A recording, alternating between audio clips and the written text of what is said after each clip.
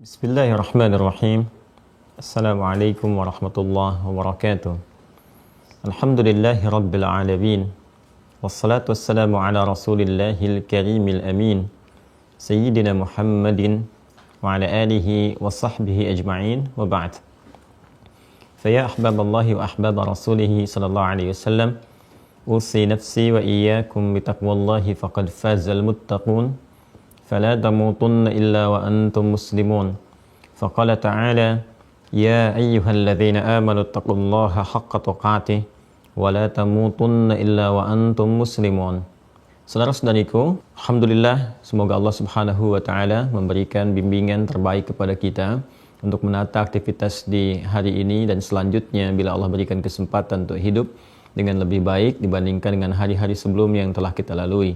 Semoga Allah meridai seluruh amal ibadah yang telah kita tunaikan dan menjadi bekal terbaik untuk kembali kepadanya. Pun demikian, kita tidak henti dan putus berdoa bermohon kepada Allah.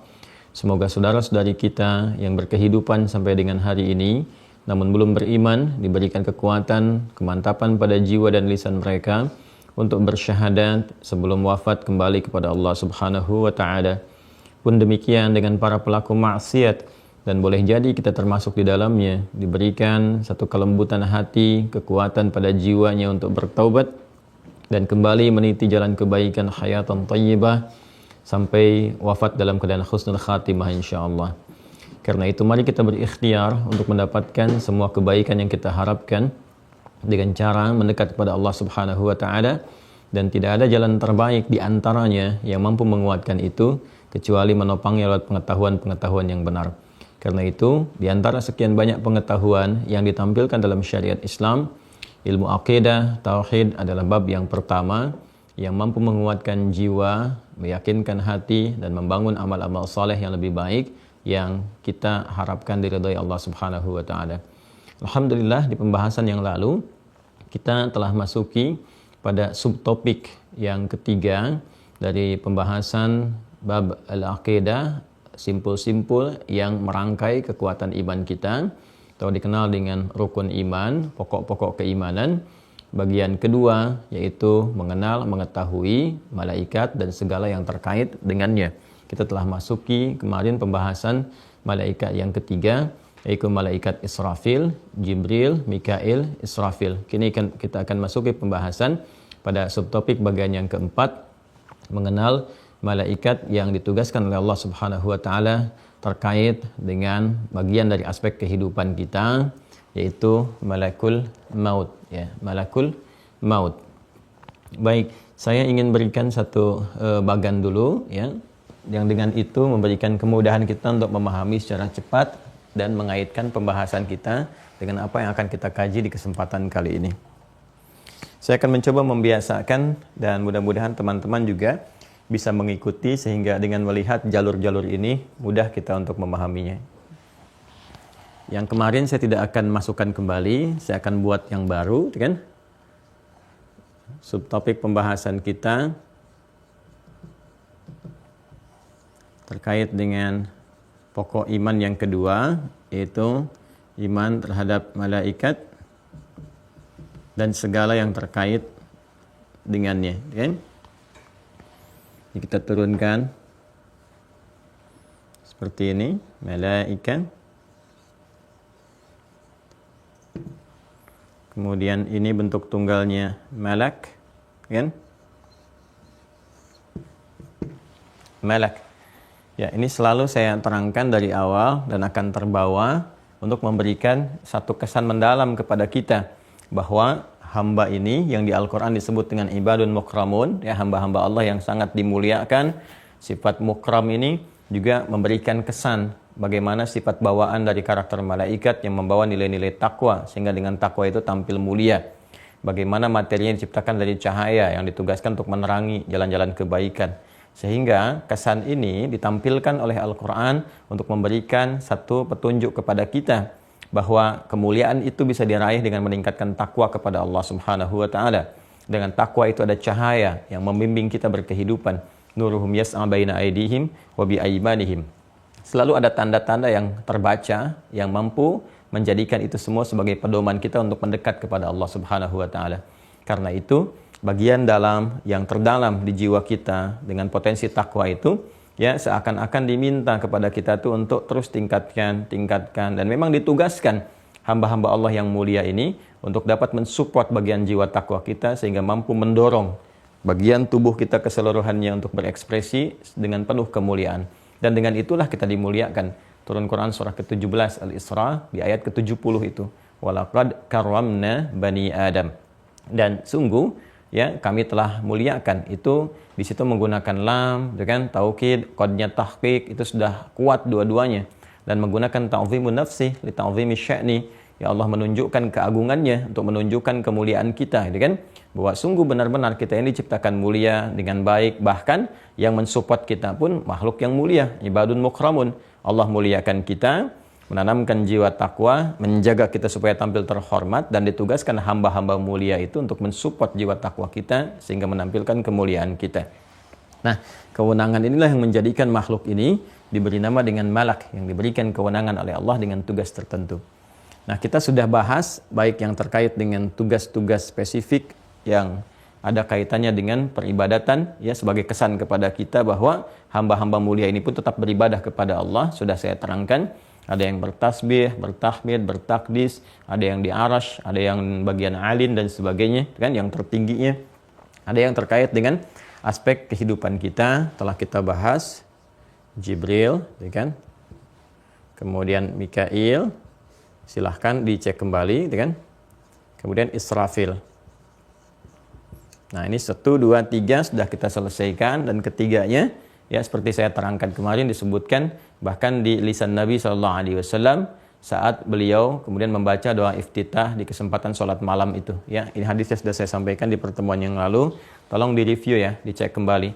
Dan alhamdulillah sudah mulai ditampilkan satu-satu dari pelajaran awal yang di YouTube-nya Mira ya, sudah satu-satu secara bertahap ya. Jadi yang baru bergabung bisa mengecek dari situ satu persatu kalau memang awal kali mengikuti ta'lim kita ini ya, supaya paham kurikulumnya. Dan yang memang sudah mulai berjalan, yang mengaktifkan akun silahkan masuk sambil berjalan, itu dicek nanti. Ya, kemarin saya lihat ada yang menyampaikan sudah mendaftar kan, ya, sudah mendapatkan paket juga untuk bahan pembelajaran kan. Nah, namun belum bisa tersambung atau belum mendapatkan feature. Coba konsultasi ke admin, disampaikan. Ya, disampaikan, ditanyakan bagaimana dan seterusnya, nanti dibimbing ya. Nanti dibimbing. Kemudian kita akan masuk ke bagian yang keempat ya. Ke bagian yang keempat, malaikat yang diberikan kewenangan. Ini malak. Kalau kemarin kita bahas terkait dengan wahyu kepada rasul kan? Kemudian rahmat, berkah dan rizki. Ini adalah yang meniupkan ya, sasakala kita menyebutnya tasur dalam bahasa Al-Quran, yang menandakan berakhirnya kehidupan, perhimpunan dan perkumpulan untuk dihisab, malaikat Israfil. Nah, sekarang kita akan masuki pada hal yang terkait dengan akhir dari kehidupan kecil dalam aspek yang luas ya di semesta ini. Yang saya katakan kalau ini mengakhiri kehidupan semesta ya, saatnya semua kembali makhluk kepada Allah untuk menentukan muara kehidupan abadinya. Kalau yang ini nanti yang terkait dengan aspek bagian parsial dari semesta ini yang terkait dengan aspek kehidupan hamba ya.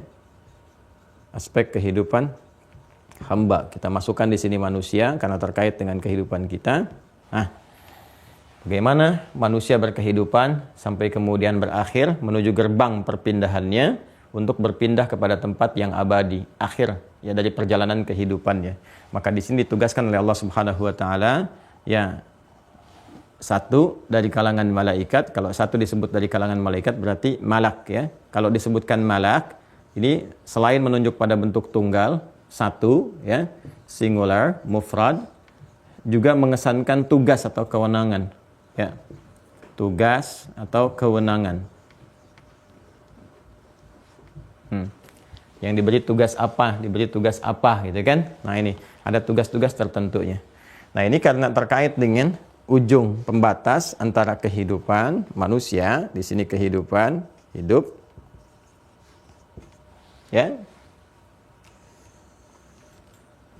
Di sini perjalanan teman-teman sekalian, apa yang kita sebut ini al-ard ya, misinya disebut dengan al-ard.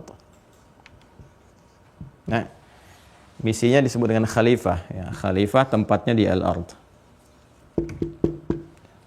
Ini Quran surah kedua Al-Baqarah ayat 30. Wa idh qala rabbuka lil malaikati inni ja'ilun fil ardi khalifah. Dan ketika Rabbu Muhammad SAW berfirman dengan menyampaikan, memviralkan kepada seluruh kalangan malaikat, ya, dan sebagian kalangan jin yang hadir pada saat itu, aku akan memberikan tugas, ya, sebagai khalifah. Saya telah terangkan makna khalifah, baik sebagai pemakmur yang saling menggantikan, ya, yang membangun kesuksesan dan sebagainya. Tugasnya di mana? Fil ardi, bukan fis sama. Ya, ingat. Tugasnya fil ardi, ya, di tempat yang dipijak. Kalau sekarang kita berkehidupan di bumi, nah, maka ini sering diartikan dengan di bumi. Bumi. Ya. Jadi tempat tugas kita. Ingat ya, ini tempat tugas. Baik, sifatnya nanti, sifat di sini disebut dengan dunia namanya. Dunia.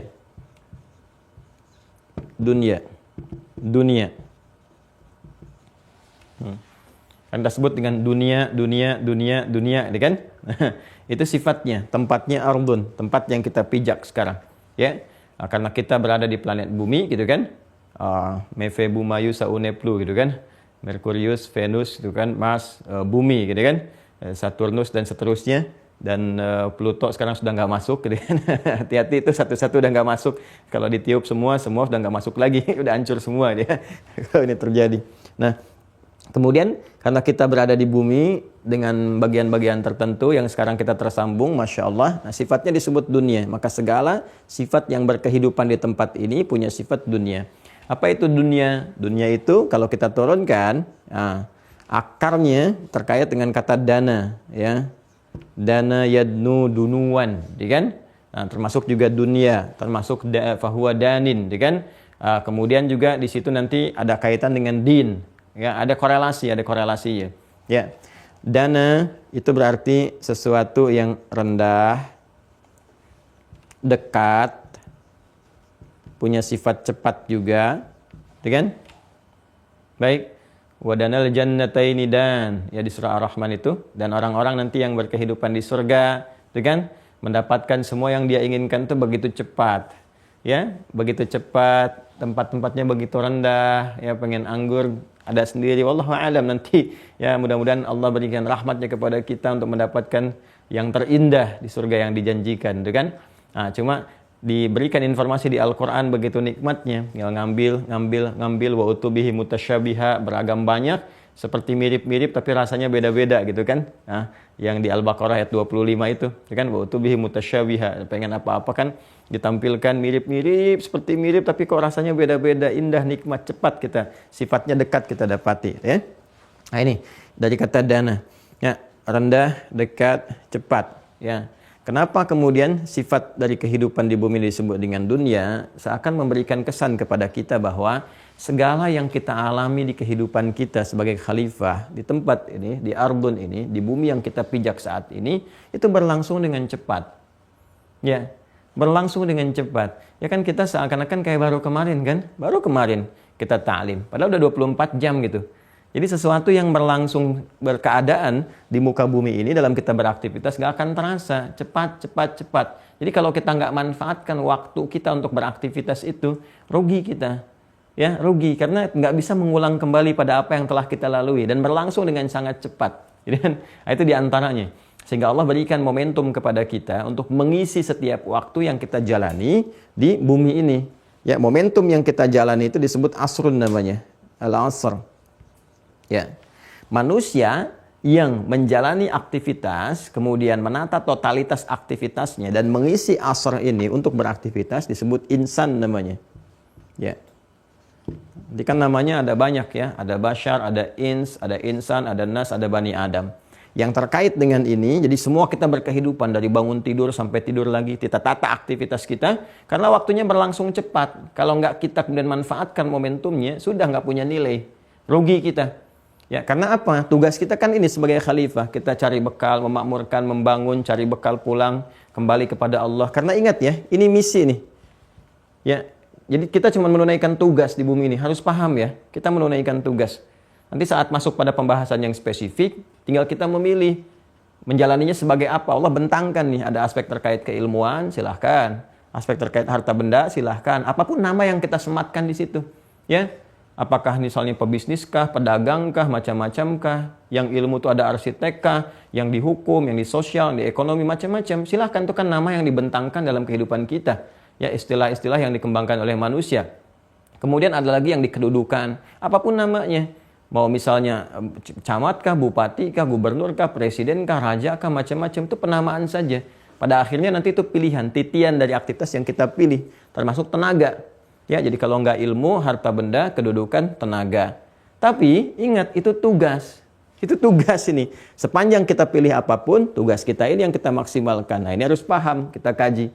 Ya, dan sifatnya dunia berlangsung cepat.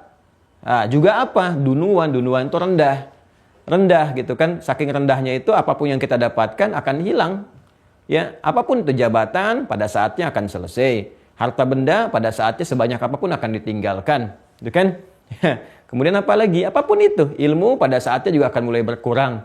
Ya, karena sifat-sifat dunia itu sendiri disebut dengan sifat ardun itu sendiri disebut dengan dunia, memberikan kesan kepada kita semua nggak abadi. Kalau bukan kita meninggalkannya duluan, maka dunia meninggalkan kita, selesai, gitu kan? Karena itu yang ditampilkan selalu sifatnya. Ya, kita hidup di mana? Jarang orang menjawab di bumi. Orang mengatakan dunia. Sekarang kita masih di dunia, hidup di dunia. Sebetulnya itu memberikan kesan kepada kita.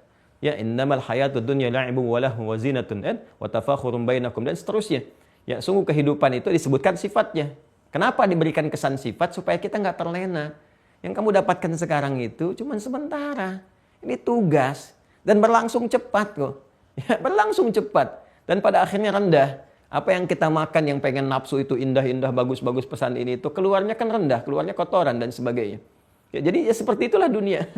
Seperti itu, pada akhirnya ditinggalkan. Karena itu isi aktivitas kita yang diberikan oleh Allah ini waktunya untuk beraktivitas itu kan dengan cara yang baik. Inilah yang dimaksudkan turunnya Quran surah 103 itu. Surah Al-Asr, ya. Di sini Allah memberikan kepada kita petunjuk bagaimana memaksimalkan setiap waktu yang diberikan, asar, ya, untuk beraktivitas insan supaya tidak mendapatkan kerugian. Maka dibuka dengan sumpah wa qasam, wal asr, demi waktu yang aku berikan pada manusia untuk beraktivitas, untuk mengisinya, gitu kan, dengan petunjuk-petunjuk Allah. Innal insana, perhatikan detailnya diksi Al-Quran. Allah tidak mengatakan innal ins, innan nas, innal bashar, misalnya tidak. Innal insan, sungguh semua manusia, setiap manusia yang beraktivitas itu, yang menata totalitas aktivitas, yang berpeluang lafi khusr, berpeluang mengalami kerugian. Kenapa rugi? Karena nggak bisa memanfaatkan modal waktu yang diberikan. Harusnya kan kita kalau diberikan modal, kita kelola supaya untung kan. Anda dikasih 24 juta, cuman balik 20 juta, berarti kan rugi 4 juta. Kita diberikan 24 jam untuk menjalani misi kita di bumi dengan sifatnya dunia, gitu kan? Nah, kemudian ini misi khalifah kita yang diturunkan 4 bentuk tadi itu untuk mencari bekal pulang. Ya, 24 jam ini mesti efektif karena itu dalam Islam bimbingannya 24 jam. Silakan Anda bandingkan ya, sekali lagi untuk menguatkan keislaman kita, menanamkan kekuatan bahwa Islam agama yang benar. Bagi kita argumentasinya apa? Di antaranya, silakan bandingkan dan cari oleh Anda petunjuk berkehidupan selama 24 jam. Dari bangun tidur sampai tidur lagi. Nggak akan Anda temukan kecuali di Islam. Demi Allah saya katakan, saya bisa katakan demikian. Silakan kalau nggak percaya, kita bangun tidur aja ada aturannya. Bagaimana cara bangunnya, baca doanya apa, itu ada aturannya. Sampai tidur lagi. Ya, perkara kita ke toilet pun diatur gitu. Mau makan aja diatur. Ya, Anda bisa bayangkan nggak? Ya, tuntunan syariat yang mengatur bagaimana cara menata makanan. Idza quddimat ta'am, kan? Jika makanan sudah dihidangkan, khudh bi yaminika ma yalik, ambil dengan tanganmu yang paling dekat denganmu. Itu kan dua bimbingannya. Yang nata makanan para ibu dekatkan dengan anggota keluarga yang menyukainya. Tempe kesukaan si kakak, dekatkan dengan kakak. Ayam kesukaan si adik, dekatkan dengan adik. Setelah itu diatur, ambil dengan tangan kanan. Kemudian samillah, sebut nama Allah. Bismillah, bismillahirrahmanirrahim. Berdoa makan, sampai demikian. Sampai tidur lagi. Coba lihat, kita tidur aja diatur kan? Ya, bagaimana tidur posisinya, baik dari miring ke kanannya, tangannya bagaimana, baca doanya apa. Masya Allah gitu. Masya Allah, kita temukan semua. Nah ini kalau nggak kita ikuti, 1 detik aja berlalu, kita nggak pelajari, dan kita nggak amalkan, hilang.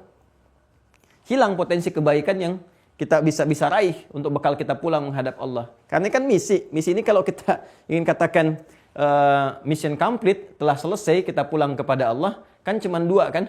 Ya, misi itu kan cuma 2 tuh ditunaikannya. Yang kita kerjakan dengan benar, kan? Yang tidak kita kerjakan dengan benar. Semuanya ada kemungkinan, tinggal Anda pilih aja.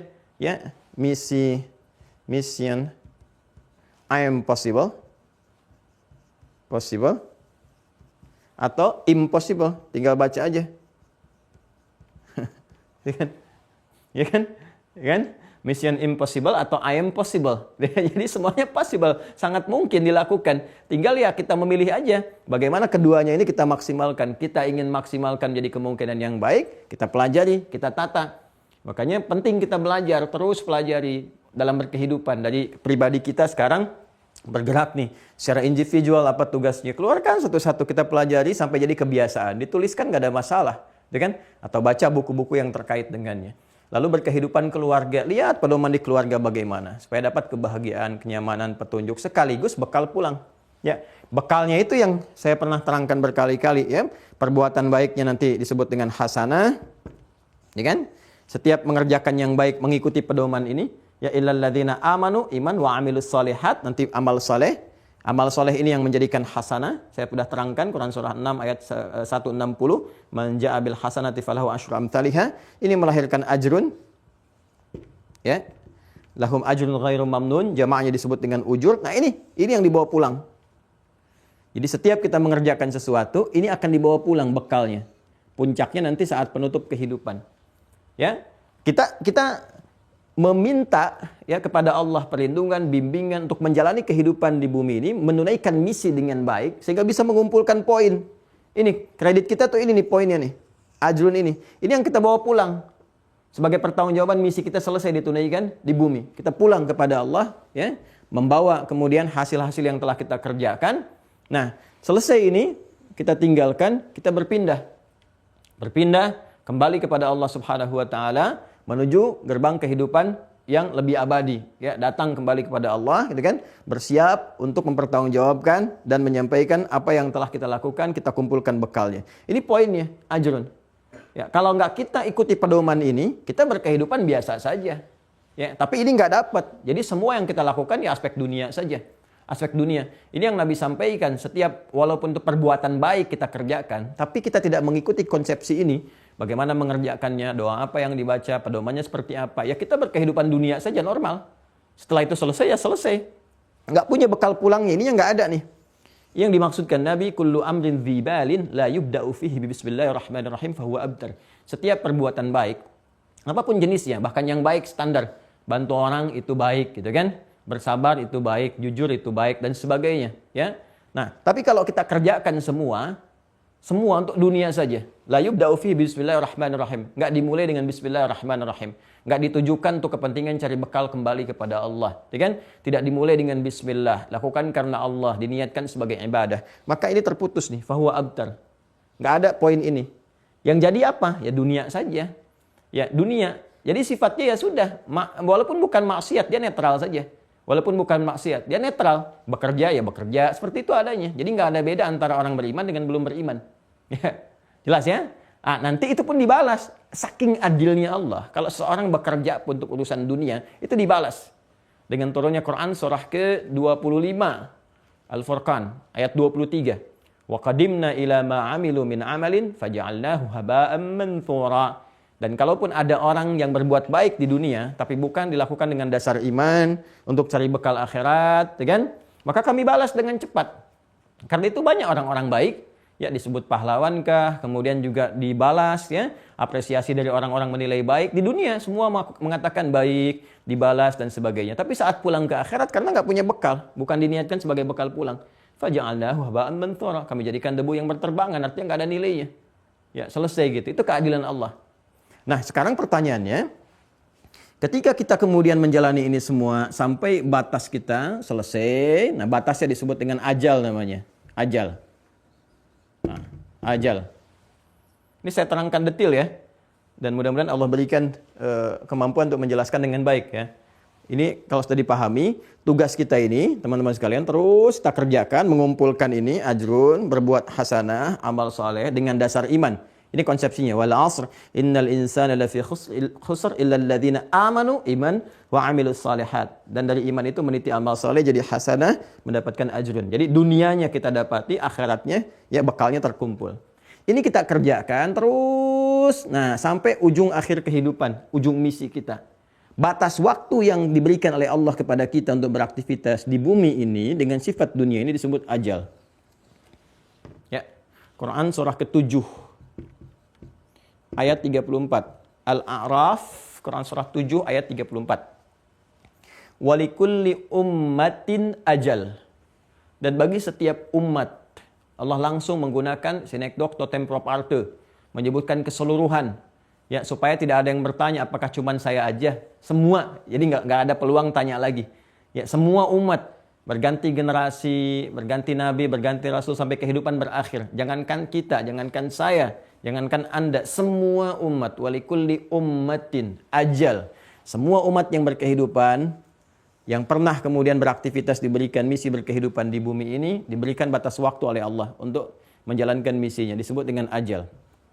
Nah, فَإِذَا جَاءَ أَجَلُهُمْ, maka ketika tiba ajalnya itu, batasnya sudah selesai, berakhir, لَا يَسْتَأْخِرُونَ السَّاعَةَ وَلَا يَسْتَقْدِمُونَ, maka tidak akan pernah bisa, ini ketentuan yang paling utama, nggak akan pernah bisa dimajukan atau dimundurkan. Berharap ditahan walau sesaat, berharap dimundurkan gitu kan, beberapa saat, atau mohon untuk dimajukan, dipercepat, nggak bisa. Ya. Jadi kita yang wajar saja jalani kehidupan dengan baik. Makanya saya sering katakan, mau bunuh diri itu nggak ada kerjaan. Kalau belum tiba ajal ya nggak akan meninggal juga. Kalau sudah tiba ajal nggak bunuh diri pun ya meninggal juga, gitu ya. Jelas ya.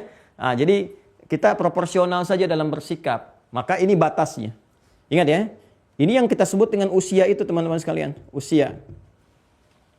Ya. Usia, kita katakan berapa usianya, sebetulnya kita sedang menjalani ajal. Ya. Nah, ini batasnya disebut dengan ajal. Nah, cara kita menjalani ajal ini, cara menjalani batas kehidupan sampai tiba ujungnya disebut dengan umur namanya. Ingat ya? Perhatikan baik-baik, disebut dengan umur. Umrun. Nah, ini yang kita padankan dengan usia nih.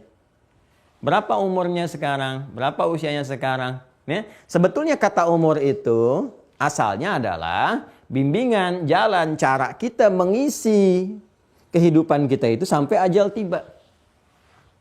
Dari kata amara ya'muru, ya, suatu yang melahirkan manfaat, kesuksesan, keberkahan. Itu umur namanya. Itu umur. Ya. Nah, amara ya'muru, ya amran fahuwa amirun wa dzaka ma'mur. Ya kan? Nah, kenapa usia kita dalam menjalaninya untuk menuju ajal disebut dengan umur seakan memberikan kesan. Kalau masih diberi kesempatan beraktivitas, maka taklah aktivitas kita itu dengan segala hal yang melahirkan manfaat ini. Jadi kalau mata masih memandang, pandang yang bermanfaat. Lisan kalau bicara, bicara yang bermanfaat. Ya, telinga kalau mendengar, dengar yang bermanfaat. Karena itu kan banyak di ayat Quran ataupun hadis memberikan kesan ini. Bahkan di hadis kan sangat kuat menjelaskan makna-makna Al-Quran. Man kana yu'minu iman. Nih. Billahi wal yaumil akhir falyakul khairan aw liyasmut. Siapa yang merasa beriman kepada Allah, beriman pada Allah itu artinya titik aktivitas, baikkan amal baik dan sebagainya, gitu kan?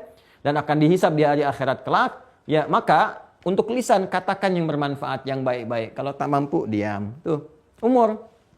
Ya, demikian sampai kaki kita, ilmu kita macam-macam. Itu silahkan hadirkan segala yang bermanfaat, dapatkan kesuksesan dalam berkehidupan sesuai passion yang kita pilih. Kemudian ya tumbuhkan keberkahan-keberkahan, tanda-tanda kebaikan. Ini aja yang kita kerjakan dalam keseharian, kita tampilkan. Karena itu kalau Anda kita ditanya misalnya berapa umurnya sekarang, sebetulnya itu ada isyarat yang dalam sekali yang Allah tanamkan lewat lisan orang yang bertanya kepada kita. Seakan-akan berkata, "Hadi Hidayat, berapa umurmu?" Artinya sampai kamu sekarang usia ini, berapa manfaat yang sudah kamu kumpulkan? Apa kamu merasa sudah banyak pahalanya? Bagaimana kalau ajal kamu tiba hari ini dan kamu diwafatkan? Apa sudah terkumpul bekal-bekal untuk pulang? Di mana bekalmu? Kesiapan kamu menghadap kepada Rabbu dan sebagainya. Jadi kalau kita ditanya, ya berapa umur sekarang dan sebagainya, atau Anda mendekati waktu kelahiran, makanya Nabi itu seringkali ketika masuk hari lahir itu puasa. Untuk evaluasi. Untuk evaluasi. Ya puasa itu kan, Masya Allah itu satu bagian dari ibadah ya yang sangat terbaik untuk dijadikan sebagai renungan, kontemplasi. Merenung, mengumpulkan amal soleh. Kan puasa itu satu jalan tercepat untuk mengumpulkan kebaikan sekaligus mengevaluasi keburukan.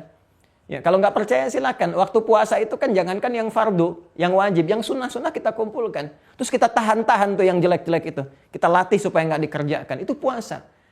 Pada sesungguhnya di balik puasa ini ada kontemplasi yang tinggi, perenungan, muhasabah dan sebagainya. Nabi mengajarkan kepada kita, ya setahun sekali kita masuk ke dalam evaluasi diri, melihat gimana kalau Allah wafatkan di tengah-tengah jalan kehidupan ini. Ya sudah siap belum? Bagaimana yang bermanfaat? Bagaimana keberkahan itu dilahirkan dan sebagainya. Ya, jadi bukan tiup lilin dimatiin lagi, nyalain matiin, nyalain matiin. Ya, kita memberikan masukan ya supaya hidup kita lebih tertata gitu kan, berkualitas dengan lebih baik. Nah ini teman-teman sekalian gambarannya. Sampai nanti di ujung masa kehidupan berakhir tiba ajal. Nah sekarang pertanyaannya, ketika ajal tiba itu, ini kan gerbang berpindah untuk mempertanggungjawabkan misi. Ya, kemudian membawa kehidupan yang abadi. Akhir dari segalanya. Ya, akhir dari segala aktivitas kita, akhir dari segala tempat tujuan. Kalau di sini kita masih berpindah-pindah nih. Silakan di bumi kan kita masih pindah-pindah kan? Ya, antum di Indonesia aja kadang-kadang kan yang dari Aceh ke Jawa, yang dari Jawa ke Sumatera, ya, kemudian ke Papua masih bisa pindah-pindah. Ya kan? Ya, sepanjang kita masih di bumi, di sini bisa ke Malaysia, dari Malaysia ada yang ke Amerika dan sebagainya. Bahkan kadang-kadang kunjungan ke bulan, turun lagi gitu kan, sebagainya. Silakan, ini masih konteksnya ini kehidupannya. Ya, masih di sini. Ya, tapi yang paling menarik apa? Pada akhirnya, semua petualangan ini akan berakhir. Kita akan masuk ke tempat terakhir yang nggak bisa kita pindah-pindah ke lain lagi. Di situ aja. Kalaupun mau pindah di area itu saja. Terus yang indah, yang segalanya tercukupi, yang segalanya maksimal di situ. Dan berakhir semua apa yang kita kerjakan di sini. Ya, kita ibadahnya berakhir. Ya, nggak ada maksiat-maksiat lagi, semua berakhir. Jadi semua ini ujiannya di sini, menunaikan misi dengan maksimal. Nanti kalau sudah ke tempat yang terakhir segalanya ini nggak ada lagi, semua tinggal kebahagiaan, tinggal kesenangan, tinggal kenyamanan, ya kan? Masya Allah. Jadi ini sangat luar biasa. Nah, akhir dari segala sesuatu, ya itu sudah diserap ke dalam bahasa Indonesia ya akhir. Ya, hari yang terakhir dengan sifat-sifatnya. Kalau pengen ada sifat tambahkan tak di ujungnya sehingga menjadi akhirah. Ya. Kalau ingin kita tunjukkan batasnya, kita hilangkan taknya menjadi akhir. Akhir. Ya. Misalnya akhir dari segala masa, ya. Waktu-waktu kita berkehidupan kembali ke tempat yang abadi. Kita katakan yaumil akhir. Man kana yu'minu billahi wal yaumil akhir. Jelas. Kemudian kalau kita ingin ambilkan sifatnya, ya. Nah, ini menggunakan tak di sini. Tak. Segala yang terkait dengan di akhir itu. Misalnya semua yang di akhir ini lebih baik daripada yang kita sekarang nih, yang pertama. Yang sekarang kan di dunia nih. Ya, makanya lawan dari dunia itu akhirah. Ini pakai sifat tak di sini. Ya, karena ini sifat, ini lawannya sifat pakai tak. Makanya kalau Anda ditanya dunia lawannya apa? Akhirat, gitu kan? Akhirat akan taknya muncul. Ya, dan di Al-Qur'an pun jelas. Di surah Al-Duha kan disebutkan walal akhiratu khairul laka minal ula. Yang ula itu ini, dunia. Jelas ya? Nah, ini ada gerbangnya nanti. Untuk berpindah, kita akan bawa misi, ya, selesai hasilnya dipertanggungjawabkan, pergi ke akhirat, puncaknya tinggal muaranya ada 2. Ya, kita berharap mendapatkan rahmat Allah dengan surganya itu, kita berdoa supaya tidak mendapatkan ancaman-ancaman disebut dengan neraka itu, ya kan? Nah, untuk ke sini mendapatkan rahmat dan sebagainya, ada gerbang nanti pemisah. Ya, gerbangnya disebut dengan barzakh namanya. Ya, barzakh di sini. Barzakh. Barzakh itu pemisah 2 hal yang nggak saling menyatu. Ya, nggak saling menyatu. Bainahuma barzakhul la yabghiyan. Ya, di surah Ar-Rahman itu, ya kan? Ya, di antara 2 ada bagian air itu kan menyatu, ya 2 sumber, kemudian menatu di satu titik. Nah, keduanya nggak menyatu, nggak bercampur. Ya, datang dari satu sisi, terus berkumpul, tapi nggak bisa nyatu. Balik lagi. Ada sekat. Sekatnya nggak nampak, nggak kelihatan. Cuman air itu nggak bisa nyatu. Kayak minyak sama air gitu kan. Tapi ini nggak balik. Ini arusnya pun balik sini, ini ke sini. Masya Allah, luar biasa. Dan ikan-ikannya juga menyesuaikan gitu kan. Ini yang arus ini datang. Bainahuma barzakhul la yabghiyan, ada pemisah. Pemisah yang tak tampak, yang memisahkan antara 2 hal, tidak menyatu secara sekaligus. Ya, seakan-akan dipunya alam sendiri, di alam sendiri itu disebut barzakh. Makanya kita katakan alam barzakh, alam yang memisahkan kehidupan dunia kita, ya, dengan akhirat yang sebentar lagi kita akan tuju, gitu kan? Nah, Untuk masuk ke barzakh ini, ya kalau kita waiting room lah ya, ruang tunggunya gitu kan. Ya, ini kan Anda mau ke Zoom kan, masuk ke ruang Zoom ya, bayangkan aja gitu. Ya, untuk masuk ke ruang Zoom kan Anda ada di waiting room tuh. Nah, itu barzakh namanya. Ya. Keadaannya disebut dengan kubur, makanya kita disebut dengan alam kubur. Afala ya'lamu idza bu'athira ma fil kubur. Ya kan? Pemisahnya disebut dengan barzakh, keadaan ini disebut dengan kubur. Nanti kita lihat setelah masuk ke pembahasan simpul kelima tentang akhirat. Nanti kita perdalam itu, ya. Termasuk jawaban apakah ada siksa kubur atau tidak dan sebagainya, kita bahas di situ.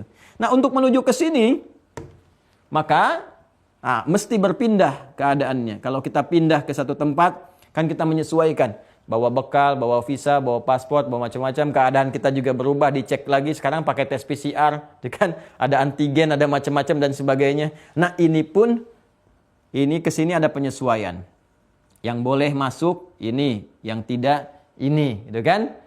Maka ada satu hal yang Allah tetapkan, berikan tugas kepada malaikat. Malak untuk memproses perpindahan setiap hamba tanpa kecuali. Semua manusia yang diberikan misi di bumi, mau dia berhasil, mau gagal, mau dia peduli, mau abai dan sebagainya, semua akan ditugaskan oleh Allah Subhanahu wa taala kepada satu dari kalangan malaikat untuk mengembalikan semuanya ke waiting room di sini, ke alam barzah untuk pertanggungjawaban. Lewat apa? Lewat satu ketetapan Allah yang bernama maut namanya. Maut. Ini pemisahnya. Waiting roomnya tempatnya disebut dengan barzakh, proses perpindahannya disebut dengan maut.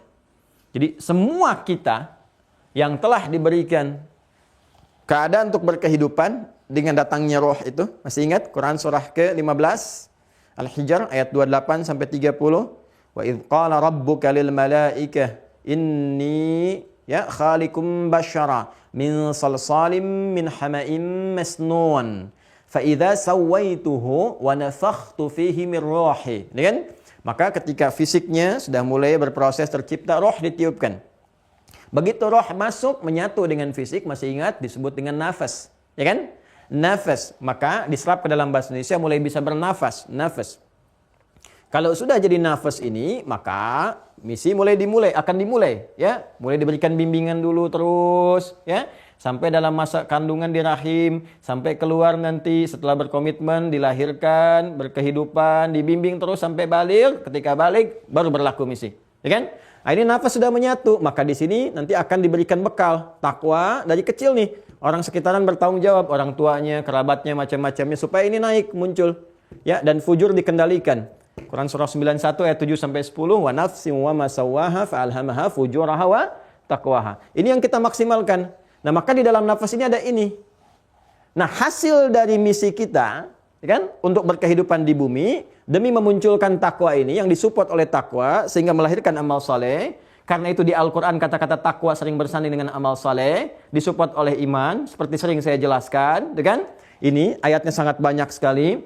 Ya, dzalikal kitabu la raiba fi hudal lil muttaqin, takwa, alladzina yu'minuna bil ghaib, iman, wa yuqimunas shalah, amal saleh. Ya, terus banyak sekali. Ini naik sampai terakhir nanti. Sampai ajalnya tiba, maka terkumpul di sini bekal-bekal. Seperti halnya di fujur pun terkumpul kemaksiatan-kemaksiatan. Di sini taat, di sini maksiat. Ya. Maka beda saat tiba pertama kali nggak bawa apa-apa, ini masih bersih, murni, ini support ke sini. Saat pulang, ini perbedaannya akan ada di sini. Takwa dengan fujur. Ya kan? Maka ketika pulang ini, nafasnya yang berpulang. Membawa ini. Ya. Nah, setiap nafas ini akan berpulang mempertaruhkan apa yang dia telah kerjakan kepada Allah Subhanahu wa taala, maka mesti melalui ini yang disebut dengan maut. Ya, maut. Ini gerbangnya untuk masuk waiting room. Ini gerbangnya, maut namanya. Karena itulah kemudian Allah infokkan supaya kita mempersiapkan ke masa-masa itu. Islam itu indah, detil sekali. Semua fase-fase kehidupan itu diberikan penjelasannya supaya kita siap-siap. Ya, dari sebelum lahir ada, sehingga ibu bisa menyiapkan sejak dalam kandungan. Saat kelahiran dijelaskan, bahkan detil sampai pemberian ASI-nya berapa lama. Dari mulai tumbuh dijelaskan, sampai mau akhir kehidupan pun dijelaskan. Maka Allah tegaskan di Quran surah ketiga Ali Imran, terkait dengan sifat nafas dan maut ini. Quran surah ketiga Ali Imran, ayat 185. Ya, perhatikan. Kalau yang tadi, yang ini walikulli ummatin ajal, setiap umat itu punya batasnya. Yang ini terkait dengan mautnya. Ya, kullu nafsin. Perhatikan, pakai kullu lagi. Kalau sudah pakai kullu mencakup semua. Nggak ada yang akan terbebas. Tidak ada yang akan terlepas. Kullu nafsin. Allah tidak katakan kullu ruhin. Walaupun yang kembali rohnya, dicabut rohnya gitu kan. Tapi kualitas roh yang dibawa ini sudah membawa ya satu capaian dari perbuatan amal ini. Ya, sedangkan ini bersemayamnya di nafas. Maka Allah katakan, perhatikan kalimatnya, firmannya. Kullu nafsin dha'iqatul maut. Jelas? Kullu nafsin dha'iqatul maut. Setiap ini yang berkehidupan itu, yang punya nafas, yang berkehidupan, kan? Yang mencari bekal, menjalani misi, dha'iqatul maut, akan merasakan. Dha'iqah, mengalami, merasakan. Ya, apa itu? Maut, datangnya maut. Jelas ya?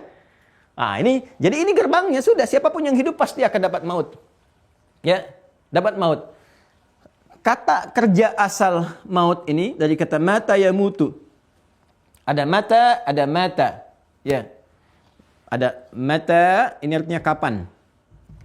Ada mata yamutu. Mata yamutu, ya kan? Mata mata gitu kan. Kapan ini? Kalau mata begini artinya kematian, meninggal, ya.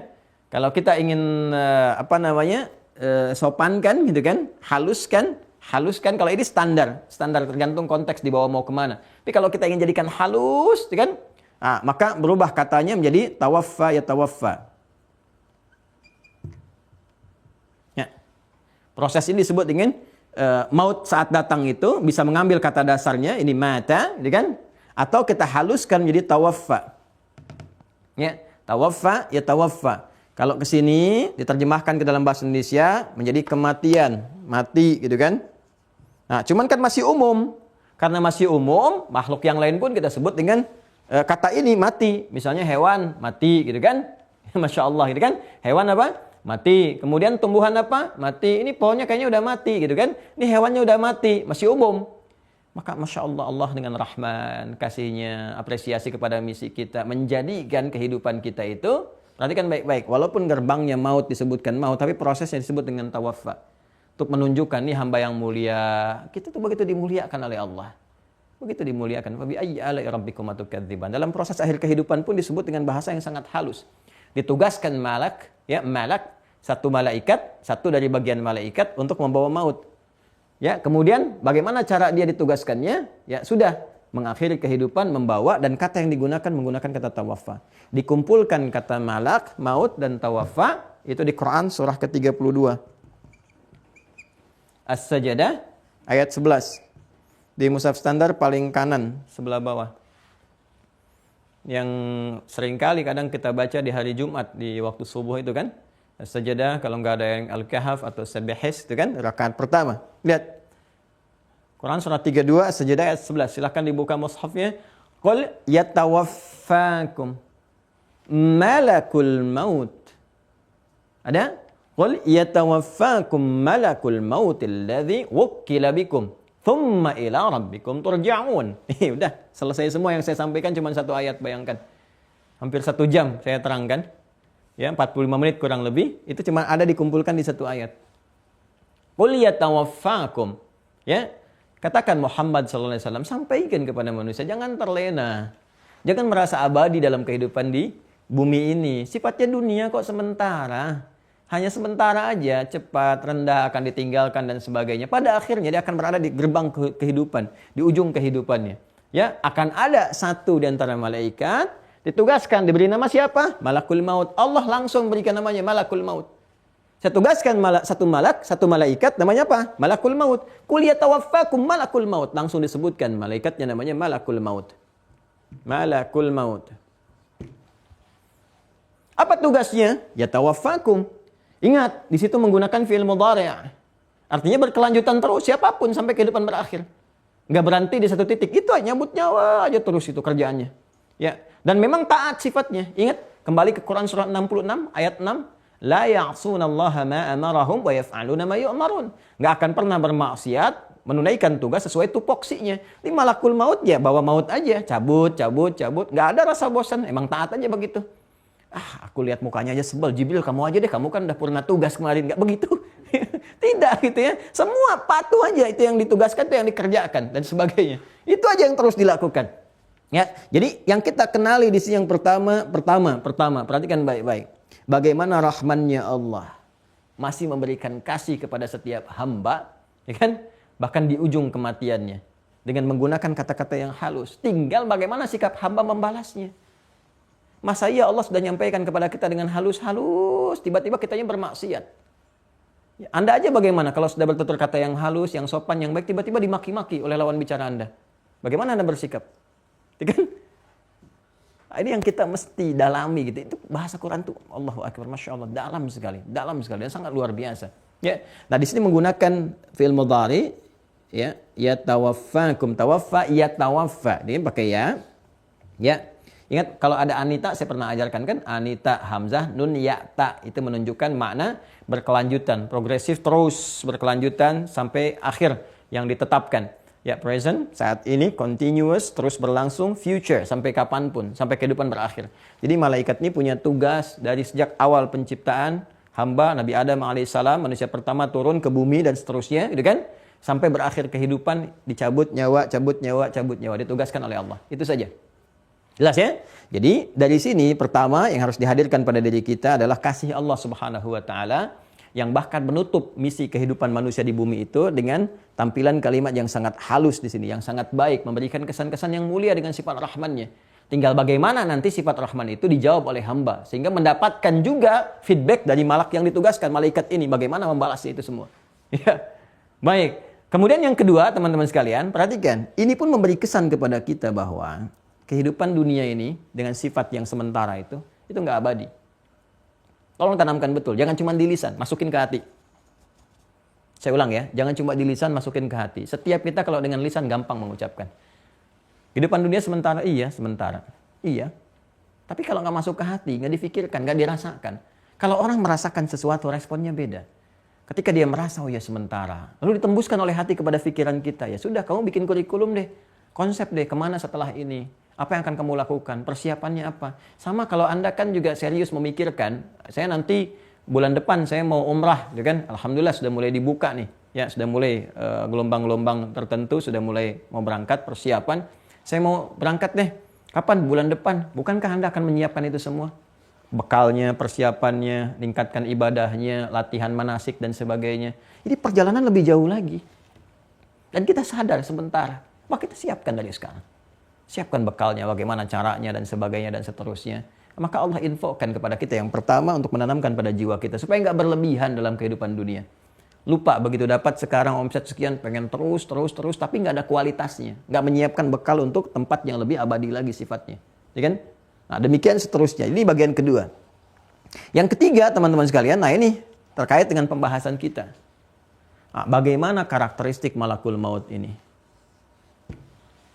Saat dia datang membawa maut, sifatnya seperti apa, gambarannya bagaimana, gitu kan? Tugasnya seperti apa, dan kaitan-kaitan dengan kita ketika mengatakan iman kepada malaikat yang keempat, malakul maut, bagaimana kemudian kita menjalaninya. Nah itu yang sekarang coba kita akan detilkan. Tapi saya menginginkan semua kita paham dulu tentang ini. Ya, sehingga kita merasa, oh iya saya belajar tentang malakul maut itu, saya mengenalnya itu karena ini, supaya saya punya persiapan-persiapan. Jelas ya? Nah ini baru muqaddimah. Nah, sekarang kita masuk kepada pengenalannya. Yuk bismillah, pelan-pelan. Ya, kalau di Mira kita detil supaya mengerti dulu ya. Ya. Kalau menghafal Anda bisa cari kesempatan lain untuk menghafalkannya. Alhamdulillah. Nah, ini terhapus, nanti Anda tinggal review ya. Kalau mau lihat lagi urutannya.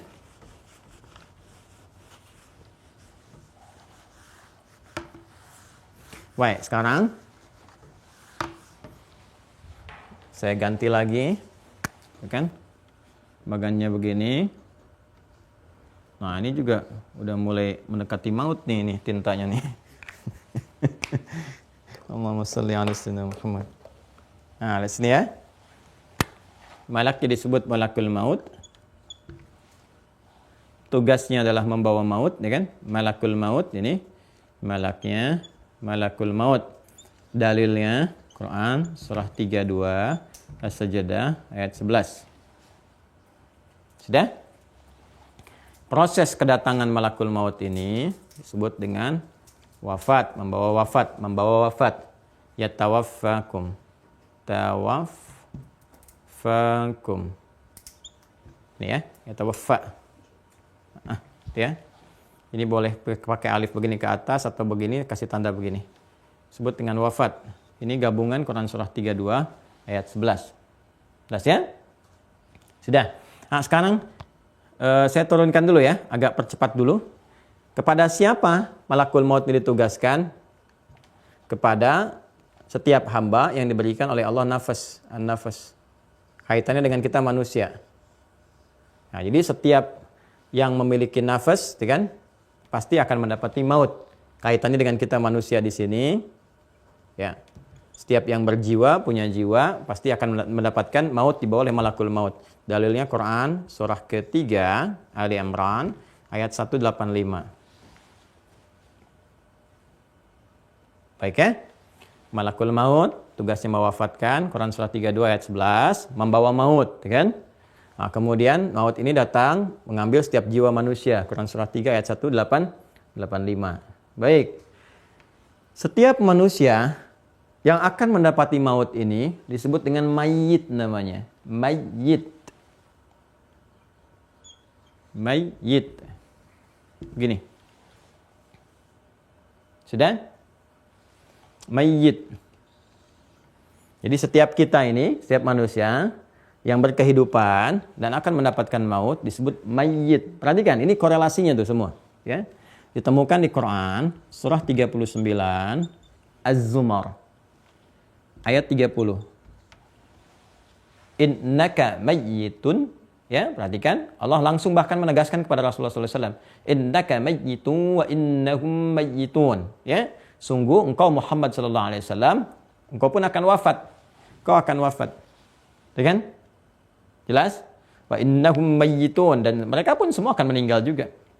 Semua kita akan kembali pada Allah Subhanahu wa taala. Ini mayit.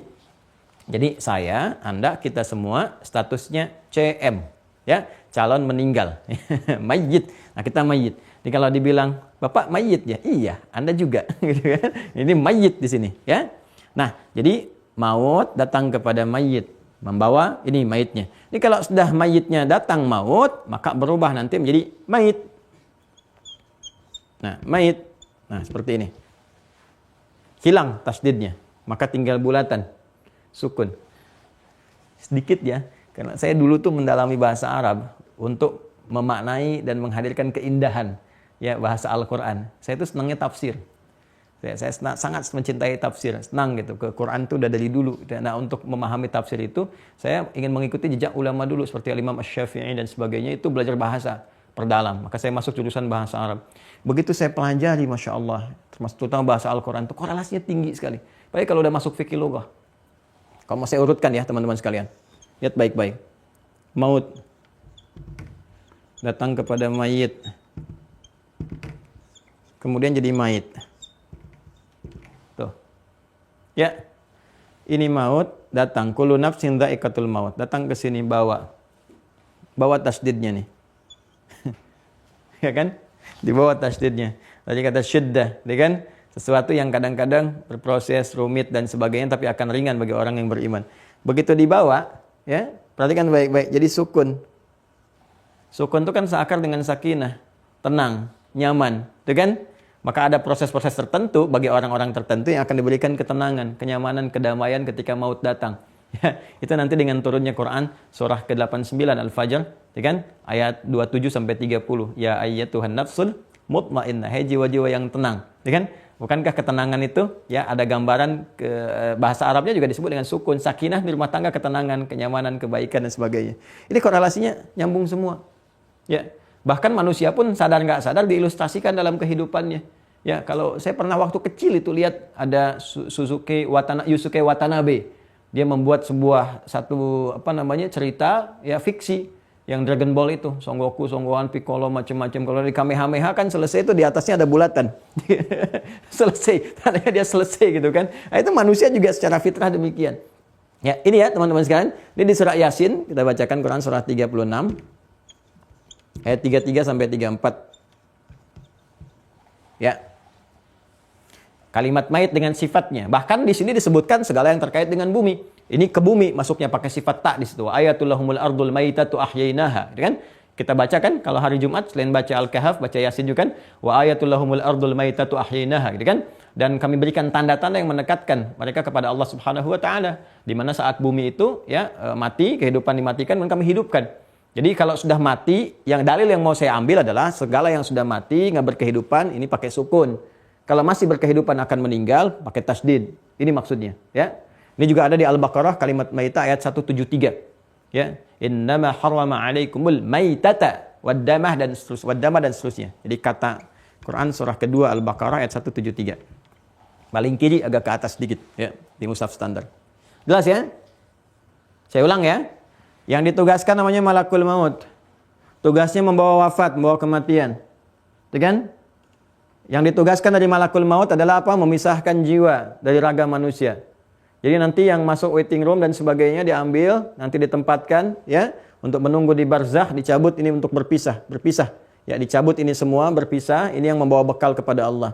Baik, setiap yang akan dicabut nyawanya manusia statusnya mayit. Dalilnya ini, kalau sudah selesai menjadi mayit.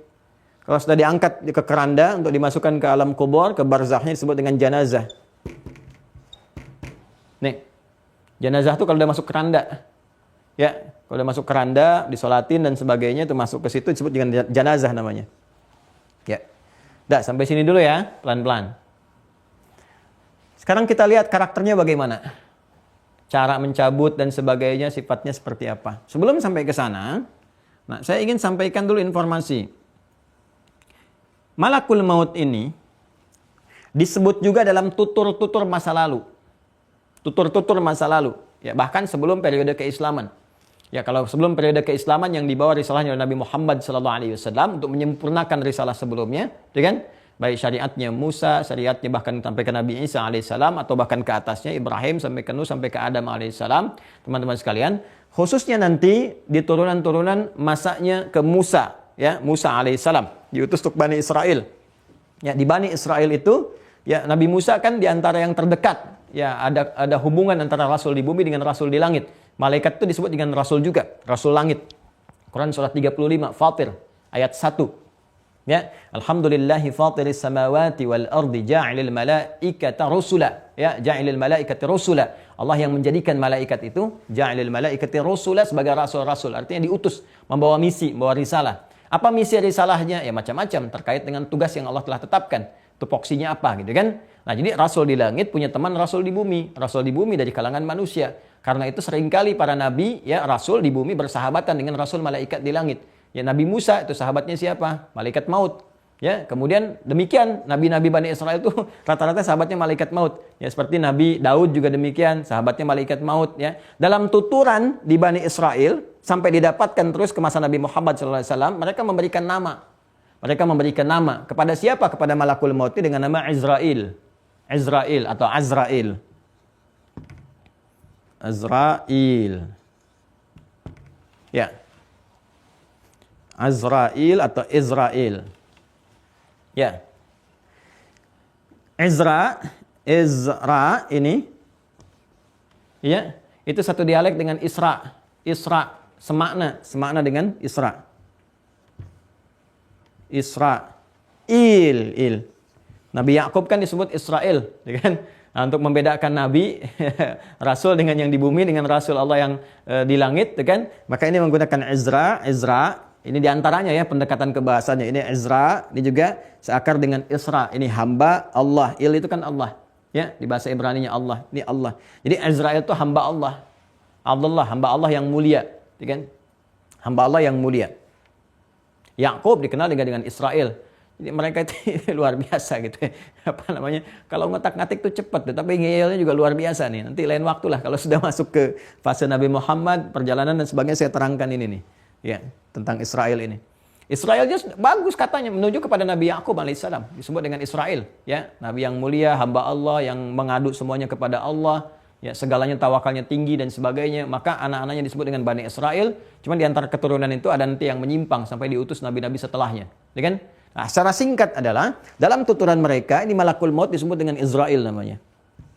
Israel. Sehingga kita kenal sampai sekarang tuturannya dengan nama Israel. Ya, bahkan nanti ada mufassir terkenal sekali namanya Abu Hayyan. Abu Hayyan Al-Andalusi. Dari Spanyol, mazhabnya Maliki. Nih, waktu kita 7 abad membangun peradaban di Eropa, Siberia itu di Spanyol, ya. Jadi, ada namanya tokoh Abu Hayyan Al-Andalusi. Ini mufassir sangat luar biasa, istimewa, gitu kan? Punya tafsir namanya Al-Bahrul Muhit. Bahrul Muhit, ya, Bahrul Muhit.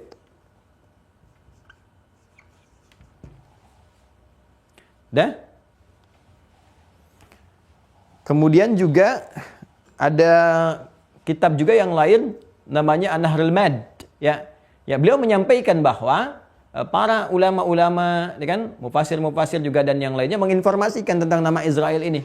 Ya, nama Israel sebagai nama bagian yang dilekatkan pada malakul maut. Bahkan beliau mengatakan ijma'. Ijma' itu yang dimaksudkan sepakat kalau yang dimaksudkan Israel ini, ya, pemaknaannya ke malakul maut ke sini. Nggak ada yang lainnya gitu. Berdasarkan tuturan-tuturan di masa lalu. Ya. Termasuk juga Al-Imam Al-Baihaqi. Al-Imam Al-Baihaqi atau Al-Hafidh Al-Baihaqi itu punya kitab namanya Al-Ba'thu wan Nusyur. Al-Ba'thu wan Nusyur. Nanti satu saat kita tunjukkan ya. Al-Ba'thu wan Nusyur, ya. Kan kita juga punya turunan dari beliau, punya kitab Sunan Al-Baihaqi dan sebagainya gitu kan. Ada apa namanya? Di antara kitab yang lainnya juga namanya Al-Ba'thu wan Nusyur. Menyebutkan juga nama Israel. Jadi kalau saya tanya misalnya kepada Anda, malakul maut dulu, ya, orang-orang dari kalangan dulu tuturannya disebut dengan Israiliyat karena bersumber dari ini kalangan Israel yang dulu, ya, bukan yang sekarang, ya, yang dan sebagainya lah gitu.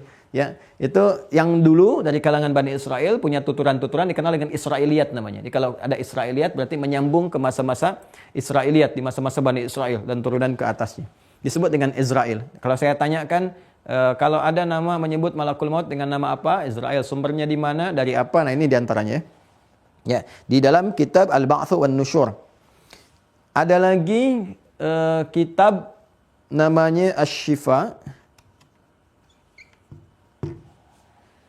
bi huquqi Sayyidil Mustafa atau bi huquqil Mustafa. Nah, dia juga menyebutkan, ya, tentang nama Israel yang berdasarkan tuturan-tuturan, ya, pada apa namanya di pembicaraan-pembicaraan riwayat-riwayat yang sampai kepada Israiliyat atau di masa-masa Bani Israel yang sampai ke era Nabi Muhammad, sampai dikenal juga oleh kita saat ini. Ada lagi di kutub-kutub tafsir, buku-buku tafsir. Kalau kita buka kitab-kitab tafsir yang menafsirkan Quran surah 32 ayat 11 ini. Ya. Misalnya tafsirnya Al-Qurtubi, gitu, Jamil Ahkamnya Qurtubi, kita temukan itu. Ya, termasuk di Ibnu Katsir juga disampaikan, ya, termasuk beberapa kitab tafsir yang lain hanya dijelaskan bahwa nama yang ditetapkan oleh Allah yang kita imani dalam konteks ini kita pahami dengan baik, ya, yaitu namanya yang malakul maut yang ini. Kalau ini kita anggap sebagai tuturan saja, tuturan-tuturan di masa lalu, malakul maut disebutnya dengan Israel. Nah, sekarang pertanyaannya, kenapa Al-Quran lebih menampilkan nama ini dibandingkan tuturan orang-orang di masa lalu? Ya, padahal bisa saja menampilkan ini disebut ini dan sebagainya, gitu kan? Atau di hadis disebutkan. Tapi kenapa ini yang ditekankan? Beda dengan Jibril disebutkan namanya Jibril. Mikael disebutkan namanya Mikael. Dalam hadis Israfil disebutkan Israfil. Tapi malakul maut ini Allah menetapkan langsung dengan tugasnya. Malak maut. Diberi kewenangan hanya membawa maut. Ya. Kenapa? Untuk memberikan kesan kuat kepada kita. Ya, kalau Anda disebutkan nama, Anda hanya akan ingat nama. Israel, sudah. Tapi ketika diberikan tugas, ya, ditampilkan tugasnya, apa misinya, itu memberikan kesan yang dalam kepada jiwa. Coba kalau misalnya saya sebutkan kata aja, maut. Terus otak kita bekerja, dicerna ke hati kita. Lain menerimanya. Ya, lain menerimanya. Jadi ini sudah standar. Ya, orang memahami secara fitrah tentang maut itu. Jadi ketika disebutkan malakul maut, awas ya, tiba-tiba datang loh malaikat maut. Ya, Anda bisa mendapati maut. Anda bertarung dengan maut, bertarung dengan kematian. Itu beda ke hatinya. Sehingga ketika disebutkan kata-kata malakul maut, ada getaran kepada jiwa kita untuk mempersiapkan. Ya, ada kekhawatiran kalau kita pulang tuh nggak bawa bekal yang cukup. Ada kesiapan yang kita bisa maksimalkan. Ini kenapa ditampilkan nama malakul maut, memberikan getaran untuk menggetarkan jiwa kita dan memberikan sebuah peringatan bahwa satu saat akan tiba masanya kita pulang. Ya, tapi kalau kita dapatkan nama Israel ini sumbernya Israiliyat, gitu kan? Tapi para ulama tafsir pun menyantumkan termasuk di kitab-kitab para ulama yang lainnya. Jelas ya? Baik. Nah, sekarang yuk kita lihat sifat karakternya. Ya. Dari mulai waktu dan cara. Ya. Kita batasi waktu dan cara saja. Dah? Kalau sudah bicara waktu, kapan? Kalau bicara cara, bagaimana? Kan? Kapan malakul maut ini datang? Bagaimana caranya mencabut nyawa? Nggak dari situ kita bisa siap-siap. Kapan ya Ustadz Adi offline? Oh iya insya Allah. Ya, awal tahun depan misalnya offline gini-gini. Oh di mana? Kita siap-siap kan? Waktunya disiapin, caranya bagaimana, tempatnya di mana. Nah sekarang kita tanya, kapan ya malakul maut tiba? Caranya bagaimana? Nah ini yang kita tampilkan. Satu, terkait dengan waktu, sifatnya ghaib. Ghaib. Ghaib. Ya, kalau kita mau ambil masdar, ghaib.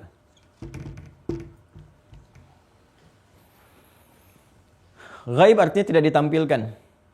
Ya. Tidak disampaikan terangnya, hanya mengikuti sifat ajal. Jadi, waktu yang ditugaskan kepada malakul maut untuk mencabut nyawa, jiwa, nafas, itu diikutkan pada sifat ajal. Sedangkan ajal, ini masuk dalam perkara ghaib. Allah hanya menetapkan ya batas kepada kita berkehidupan sesuai dengan ketetapannya, tapi tidak diinfokan kepada kita kapan. Dengan tujuan dan hikmah tertentu. Ya, dengan tujuan dan hikmah tertentu. Ya, karena itu ini masuk dalam kadar Allah. Masuk dalam kadar Allah yang ditetapkan, bahkan ya disebutnya pun ajali, zaman ajali gitu kan, saat awal pemberian batas berkehidupan. Itu di awal sebelum fase kelahiran kita. Saat dibentuk dalam usia 4 bulan kandungan ditetapkan ajal sifatnya ghaib. Termasuk sama juga dengan rizki, kehidupan, kematian. Kan? Itu digambarannya ada dalam hadis Nabi, riwayat sahabat Abdurrahman bin Auf. Kalau Anda mau gampang, yang paling cepat misalnya buka Al-Arba'in. Ya, Imam An-Nawawi, Al-Arba'in An-Nawawiyah. Hadis Arba'in ada 42 hadis. Lihat hadis yang keempat. Hadis yang keempat. Ya, dari Abdullah bin Mas'ud, bukan Abdurrahman bin Auf. Ya, dari Abdullah bin Mas'ud. An Abi Abdurrahman Abdullah bin Mas'udin. An Abi Abdurrahman Abdullah bin Mas'udin radhiyallahu taala anhu qala Rasulullah sallallahu alaihi wasallam wa huwa shadiqul masduq inna ahadakum yujma'u fi batni ummihi 40 yawman nutfah thumma yakunu mithla dhalika 'alaqa thumma yakunu mithla dhalika mudghah. Setiap kalian kata Nabi sallallahu alaihi wasallam dibentuk dalam ya rahim ibundanya itu 40 hari pertama campuran spermatozoa dengan ovum berproses, kemudian berbentuk 'alaqa zigot yang menempel di dinding rahim. Kemudian 40 hari ketiga 120 hari 4 bulan berbentuk mudghah, mulai berbentuk daging keratan, thumma yursalu ilaihil malak, diutus malaikat. Allah memerintahkan satu malaikat datang, fayanfukhu fihi roh, meniupkan roh. Ketika roh ditiupkan, terjadi perjanjian komitmen seperti di Quran surah ke-7 ayat 172, kan? Lalu ditetapkan wa yu'maru, diperintahkan malaikat bikatsbi arba'in untuk menuliskan 4 hal, kan? Apa yang pertama bikatsbi rizqihi, kemudian yang kedua ajalihi, kan? Nah, ditetapkan rizki dan ajalnya. Nah, sifat rizki dan ajal itu sifatnya bersanding, memiliki sifat ghaib. Ya, ditetapkan oleh Allah, tuliskan malaikat, ditulis, tapi nggak diinfokan kepada kita. Ya, kapan ini waktunya kita mendapati ajal? Untuk hikmah tertentu. Apa hikmahnya? Satu, ya, supaya kita memiliki semangat untuk menjalani kehidupan di bumi dengan sifat dunia. Ya. Sebab kalau kita diinfokan, wah udah, nggak ada orang semangat memakmurkan bumi. Ya, nggak ada orang semangat untuk beribadah dengan cara berkehidupan sosial dan sebagainya. Udah nyiapin kematian aja, kan? Ini mau online sekarang aja nggak mau, ya. Kok nggak ikutan online Ustaz Adi? Subuh kan ada jam 5. Saya tinggal 1 jam lagi. Anda bayangkan, kan Hollywood tuh dulu bikin film ya. yang ada waktu kematiannya ditempelkan di tangannya itu. Kasihan tuh orang-orang tuh, ada yang lari, ada yang macam-macam dan sebagainya. Terus nggak mau makan, nggak mau minum, kan? Kenapa nggak makan? Tinggal 20 menit lagi, cuma makan juga. Habis itu dia lapar, nggak makan, minum, pingsan deh, pingsan. Ya, begitu sadar bangun dikasih minum baru 1 sedotan meninggal. Waktunya habis. Ya. Anda kebayang, jadi nggak ada gairah, nggak ada semangat. Makanya dijadikan itu gaib, tak tampak, tak diinfokan dan sebagainya supaya menjalani semangat. Ya, sehingga ada kata-kata mutiara mengatakan i'mal dunya ka'annaka ta'ishu abada. Ayo beraktivitas makmurkan dalam kehidupan dunia ini seperti tugas Allah berikan kepada kita, seakan-akan kau berkehidupan yang panjang terus. Ya, tapi ingat, ini pun awas, dijadikan gaib supaya kita juga waspada. Ya. Waspada apa? Waspada bahwa satu saat akan tiba ajal kita untuk pulang. Jadi kalau setiap hari ini kita padukan dua-duanya, kita semangat dan waspada kita satukan saat yang bersamaan, maka terjadilah kemudian, ini dia, satu kualitas kehidupan. Tatanan kehidupan yang berkualitas. Karena saat yang bersamaan dia siapkan. Saya waspada menyiapkan, jangan-jangan saya meninggal nih hari ini. Maka saya dengan itu semua akan semangat menunaikan ibadah. Ya, dia semangat sholatnya, dia niatkan pekerjaannya sebagai ibadah. Jadi semua aktivitas kehidupannya dia niatkan sebagai ibadah. Sehingga saat pulang pun, dalam keadaan apapun, saat kerja ngetik di kantor dia niatkan ibadah. Saat jalan dia niatkan ibadah. Naik kendaraan dia pun berdoa niatkan ibadah. Jadi semua keadaan dengan kewaspadaannya dia siapkan semangat menjadi khalifah di bumi, mengisi dengan ibadah, dan saat mendapati ajal pun dengan kematian kapanpun, bagaimanapun caranya, tetap Masya Allah dia wafat dalam keadaan sedang beribadah kepada Allah Subhanahu wa Ta'ala. Jadi itu hikmahnya kenapa ya ajal itu tidak diinfokan kepada kita, salah satunya untuk memberikan kita semangat menata kehidupan di dunia, sekaligus memadukan semangatnya dengan kewaspadaan tinggi yang dengan perpaduan ini menjadikan antisipasi kehidupan kita selalu berada dalam frame ibadah. Ya. Kayak Nabi selalu mengatakan, ya, hal yang paling mengingatkan kita untuk kehidupan akhirat itu ya kematian, dzikrul maut. Jadi kalau kita sandingkan dua hal ini, dunianya juga maksimal, akhiratnya juga teraih. Ini di antara hikmahnya. Nah, adapun malakul maut ini membawa wafat, membawa kemudian jiwa dan sebagainya, mengikuti ajal ini. Karena ajal sifatnya ghaib, maka waktunya pun nggak ditampilkan. Kapan aja bisa datang. Ya, kapan aja bisa tiba. Nggak akan kecepatan, nggak akan terlampau lambat. Jelas ya? Jadi sifat dia, kapan dia waktu, membawa maut dan sebagainya, malakul maut ini sifatnya jadikan gaib, tidak tampak gambarannya kepada kita, hanya diberikan tanda-tanda kepada kita untuk menyiapkan. Apa diantaranya? Tuh. Apa yang pernah disampaikan dialog ya malakul maut itu dengan para nabi-nabi sebelumnya, yang disampaikan juga oleh Rasulullah SAW kepada kita, diisyaratkan lewat Al-Quran dan sebagainya. Ada tanda-tanda fisikal kita secara fisik. Karena tadi kaitannya dengan ajal diisinya dengan umur, maka lihat perjalanan umur kita. Yang juga nampak lewat tanda-tanda fisik. Ya, coba lihat teman-teman sekalian. Ya, kalau ingin kita gabungkan keseluruhannya, misalnya di Quran surah ke-22 Al-Hajj. Ini dari mulai dicipta, dibentuk dalam perut ibunda kita, sampai keluar, sampai dikembalikan ila ardhalil umri, okay? Ya, sampai keadaan yang paling rendah lagi. Quran surah 22 Al-Hajj ayat 5. Ya. Dan ini sebagai informasi saja ya. Nanti tanda-tanda fisik ini akan memberikan sebuah gambaran diantaranya kepada kita bagaimana, walaupun ini bukan tanda mutlak ya. Ini saya berikan tanda umum, isyarat umum gitu ya. Yang terkait dengan ajal. Kita baca dari sini. Ini nggak mudah ya memahaminya. Bacanya dari ajal. Ya, kita diberikan ajal, walikulli ummatin ajal. Ajal terkait dengan umur terkait juga dengan ini nafas. Ya, kullu nafsin dha'iqatul maut. Maut datangnya sesuai dengan ajal. Hadisnya saya tampilkan. Sedangkan ajal kaitan erat dengan umur. Makanya dalam umur pun kita bisa baca salah satunya terkait dengan apa? Dengan tugas-tugas yang terkait dengan malakul maut. Apa di antara tandanya? Tanda umum, tidak bisa dijadikan sebagai patokan yang baku ya sifatnya. Tapi ini umum saja. Artinya apa? Kalau umur sudah semakin meningkat, tanda fisik pun mulai berubah. Mulai lemah sampai ardhalil umri ya, sampai batas usia yang kesulitan lagi beraktivitas. Lemah. Kalau sudah lemah kan berakhir. Ya. Makanya dalam sisi ini Nabi mengingatkan kepada kita, ya, Usia umatku kata Nabi, ya, ma baina sittin wa sab'in wa qalilun ma yazidu 'ala dzalik. Usia umatku kata Rasulullah SAW itu antara 60 sampai ke 70 tahun dan sedikit yang melampaui ini. Ya. Sedikit yang melampaui. Ini pun kaidah umum. Ada yang di bawah 60, ada yang bahkan baru 6 tahun, ada yang 16 tahun, ada yang 26 tahun, ada 36 tahun, dan sebagainya. Nanti di antara ini sekatnya ada 40 tahun. Kalau sudah 40, maka harus lebih serius lagi. Bahkan ayatnya turun, Quran surah 46, Al-Ahqaf, ayat 15. Ya. Ada ayatnya? Wa wassaynal insana biwalidayhi ihsana. Ada? Ya, dan kami wasiatkan kepada setiap manusia yang beraktivitas untuk berbuat baik kepada kedua orang tuanya, gitu kan? Ibunya telah mengandungnya dalam keadaan yang sangat bersusah payah sampai masuk dalam usia 40 tahun. Ketika 40 tahun itu dibimbing oleh Allah supaya kita bisa memantapkan keadaan jiwa kita, fisik kita, memperbanyak doa, minta dibimbing. Sampai dia berkata, Rabbi auzi'ni an ashkura ni'mataka allati an'amta 'alayya wa 'ala walidayya. Seterusnya apa? Wa an a'mala shalihan tardah.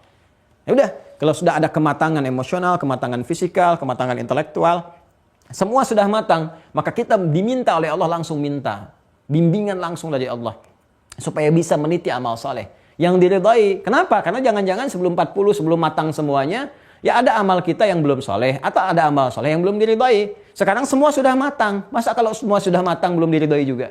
Maka kita minta bimbingan kepada Allah. Jangan-jangan anak 4 tahun sudah bagus bacaan Al-Quran. Ada yang dikasih 40 tahun, belum matang, baca aja nggak bisa.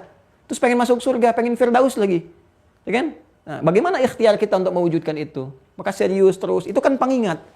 Kalau sudah lewat ini secara fisikal, fisik sudah mulai melemah dan sebagainya, nah udah mulai itu. Banyak zikir, siap-siap dan sebagainya. Kita nggak tahu di titik mana malakul maut datang. Ya, Rasulullah SAW di titik antara ini ke sini kan, kurang lebih 63. Ya kan? Ada yang sekarang sudah 70, ada yang lebih dan sebagainya dan seterusnya. Itu banyak mendekat kepada Allah. Banyak berzikir, menjalani aktivitas seperti biasa. Ya, senang dengan bunga, tata bunga, niatkan ibadah. Yang dengan itu kita menjaga, ya merawat segala hal yang Allah tetapkan. Zuyyina lin-nasi hubbu syahawati minan nisa'i wal banina wal qanatiril muqantarati minadh dhahabi wal fiddah wal khailil musawwamati wal an'ami wal harf. Ya, ada di pertanian, ada yang aktif melihara hewan-hewan dan sebagainya. Niatkan sebagai ibadah. Saya pengen ngamalin Quran surah Ali Imran ayat 14, ya. Saya pengen merawat cucu, anak, niatkan ibadah. Bismillah sampai tiba waktunya. Ya, tapi ini bukan baku karena kematian pun bisa datang kapan saja. Artinya tetap ada kewaspadaan, ya. Jadi ini sifatnya. Karena kita tahu malakul maut dapat datang kapan saja, karena itulah kemudian di antara hikmah terbesarnya ditujukan oleh Allah kepada kita untuk menjaga setiap hamba supaya tidak berbuat maksiat. Nah, ini hikmah terbesarnya. Ya. Jadi kalau ditanya, ada pertanyaan kenapa malakul maut ya ditugaskan oleh Allah Subhanahu wa taala ya membawa maut dengan waktu yang gaib sifatnya, enggak diinfokan kepada kita, atau dalam bahasa lain kenapa kematian enggak diinfokan ya kepada kita. Salah satunya selain seperti yang saya terangkan memadukan sifat semangat dan juga waspada, juga ini untuk menjaga setiap hamba agar tidak berbuat maksiat. Bagaimana memahaminya? Cukup dengan kalimat ulama-ulama yang diwariskan sampai juga saya dapati, saya sampai lagi kepada Anda semua. Ya, guru-guru kami mengajarkan, perhatikan baik-baik. Kalau Anda terfikir saja berbuat maksiat, bayangkan Anda akan wafat pada saat itu. Ya, Anda terfikir saja berbuat maksiat, bayangkan akan wafat. Maka merasakan kematian, ya kan? Membayangkan kalau sekiranya kita wafat di saat itu sesuai dengan ajalnya, maka itu akan menghadirkan kekuatan pada jiwa kita untuk meninggalkan perbuatan maksiat yang diprovokasi oleh setan. Ya. Tinggal kita terapkan dalam kehidupan kita. Itu yang dimaksudkan oleh Nabi SAW, dzikrul maut, mengingat kematian itu wasiat yang paling indah, pengingat yang paling kuat. Ya. Makanya kalau ada di pekerjaan ditawari dengan sogokan, ini nih sebentar lagi ada lelang nih, ikut yuk gitu kan. Kayaknya bisa dibantu deh Pak, asal Bapak keluarkan sekian. Bayangkan kalau Anda mengeluarkan wafat seketika. Ayo. Ya, ada yang ngajak korupsi, bayangkan ketika Anda, udah nggak usah bayangin macam-macam deh. Bayangin ini itu proses hukum. Sampai sekarang saya bingung, maksiat aja jadi industri. Dan dihitung tuh. Wah, korupsi 100 miliar. Dan dihitung dulu tuh. Ada yang hitung, korupsinya 100 miliar. Nanti kalau masuk penjara, ancaman hukuman paling tinggi berapa? 20 tahun. Remisi sekian, dapatnya 10 tahun. Ya itu biaya di penjara berapa? Ini dihitung biaya di penjara. Habisnya 30M masih untung 70M untung. Tuhan bisa kebayang nggak? Ya, ada manusia-manusia begitu tuh. Jadi maksiat pun direncanakan. Itu tandanya imannya sangat bermasalah, sangat bermasalah. Ya, kalau iman kuat itu ini yang digunakan. Terfikir sedikit aja. Mahasiswa mau nyontek tuh, ujian tuh. Bayangkan begitu curang meninggal. Wailul lil mutaffifin, ancamannya wail tuh, celaka orang-orang curang. Ya, pedagang bisnis mau nipu, ayo juru ketik mau masukkan angka 0 berlebihan. Bayangkan ketika masukin itu malaikat maut datang. Malakul maut datang. Seketika tiba ajalnya. Maka mengingat ini kematian yang dijadikan gaib oleh Allah, waktunya nggak disampaikan kepada kita terangnya kapan. Ada dua tujuan. Satu ini yang menghadirkan semangat dengan perpaduan kewaspadaan sehingga meniti amal dengan gairah yang tinggi. Sisi lain kita pun bisa terhambat atau dicegah untuk berbuat maksiat. Ini poinnya. Ya. Nah, kalau masih ngeyel seperti apa? Allah kemudian jelaskan nih cara malakul maut ini akan begini cara mencabut nyawa. Kalau kamu masih nekat mengumpulkan maksiat, begini akhirnya. Kalau kamu menghindari itu bergeser kepada taat, akan begini cara malakul maut memperlakukan Anda. Ya, seperti apa gambarannya? Turun lagi ayatnya. Ya. Yang taat, yang saleh, maka Allah turunkan Quran surah ke-89 Al-Fajr ayat 27 sampai 30. Masya Allah. Bagaimana rahmat Allah diberikan di sini sampai malakul maut pun ya karena tugas ditunaikan pun dengan sempurna, tapi di sini ada panggilan Allah yang menggetarkan segalanya, maka malakul maut pun memperlakukan dengan sangat halus luar biasa karena panggilan Allah menggetarkan semua hal ya dalam fase perpindahan atau kematian yang sedang terjadi itu. Perhatikan kalimatnya. Ingat yang dicabut apanya? Nafasnya kan? Nafas kan yang kembali kan? Baik, perhatikan di sini. Ada hamba-hamba yang saking luar biasa, Masya Allah, ketaatannya dibangun, disiapkan, kecintaannya kepada Allah tinggi dan sebagainya. Sehingga kalimat Allah yang sampai dalam panggilannya menjadikan malakul maut pun begitu luar biasa, halus. Ya, halus. Ya, karena ada kalimat-kalimat firman Allah yang bersamaan ketika tugas dilakukan itu mengiringi. Seakan-akan ya, kayak beginilah. Ya, walaisa kamitslihi syai', enggak bisa diumpamakan segala hal yang terkait dengan Allah. Tapi saya ingin berikan ilustrasi yang sangat sederhana.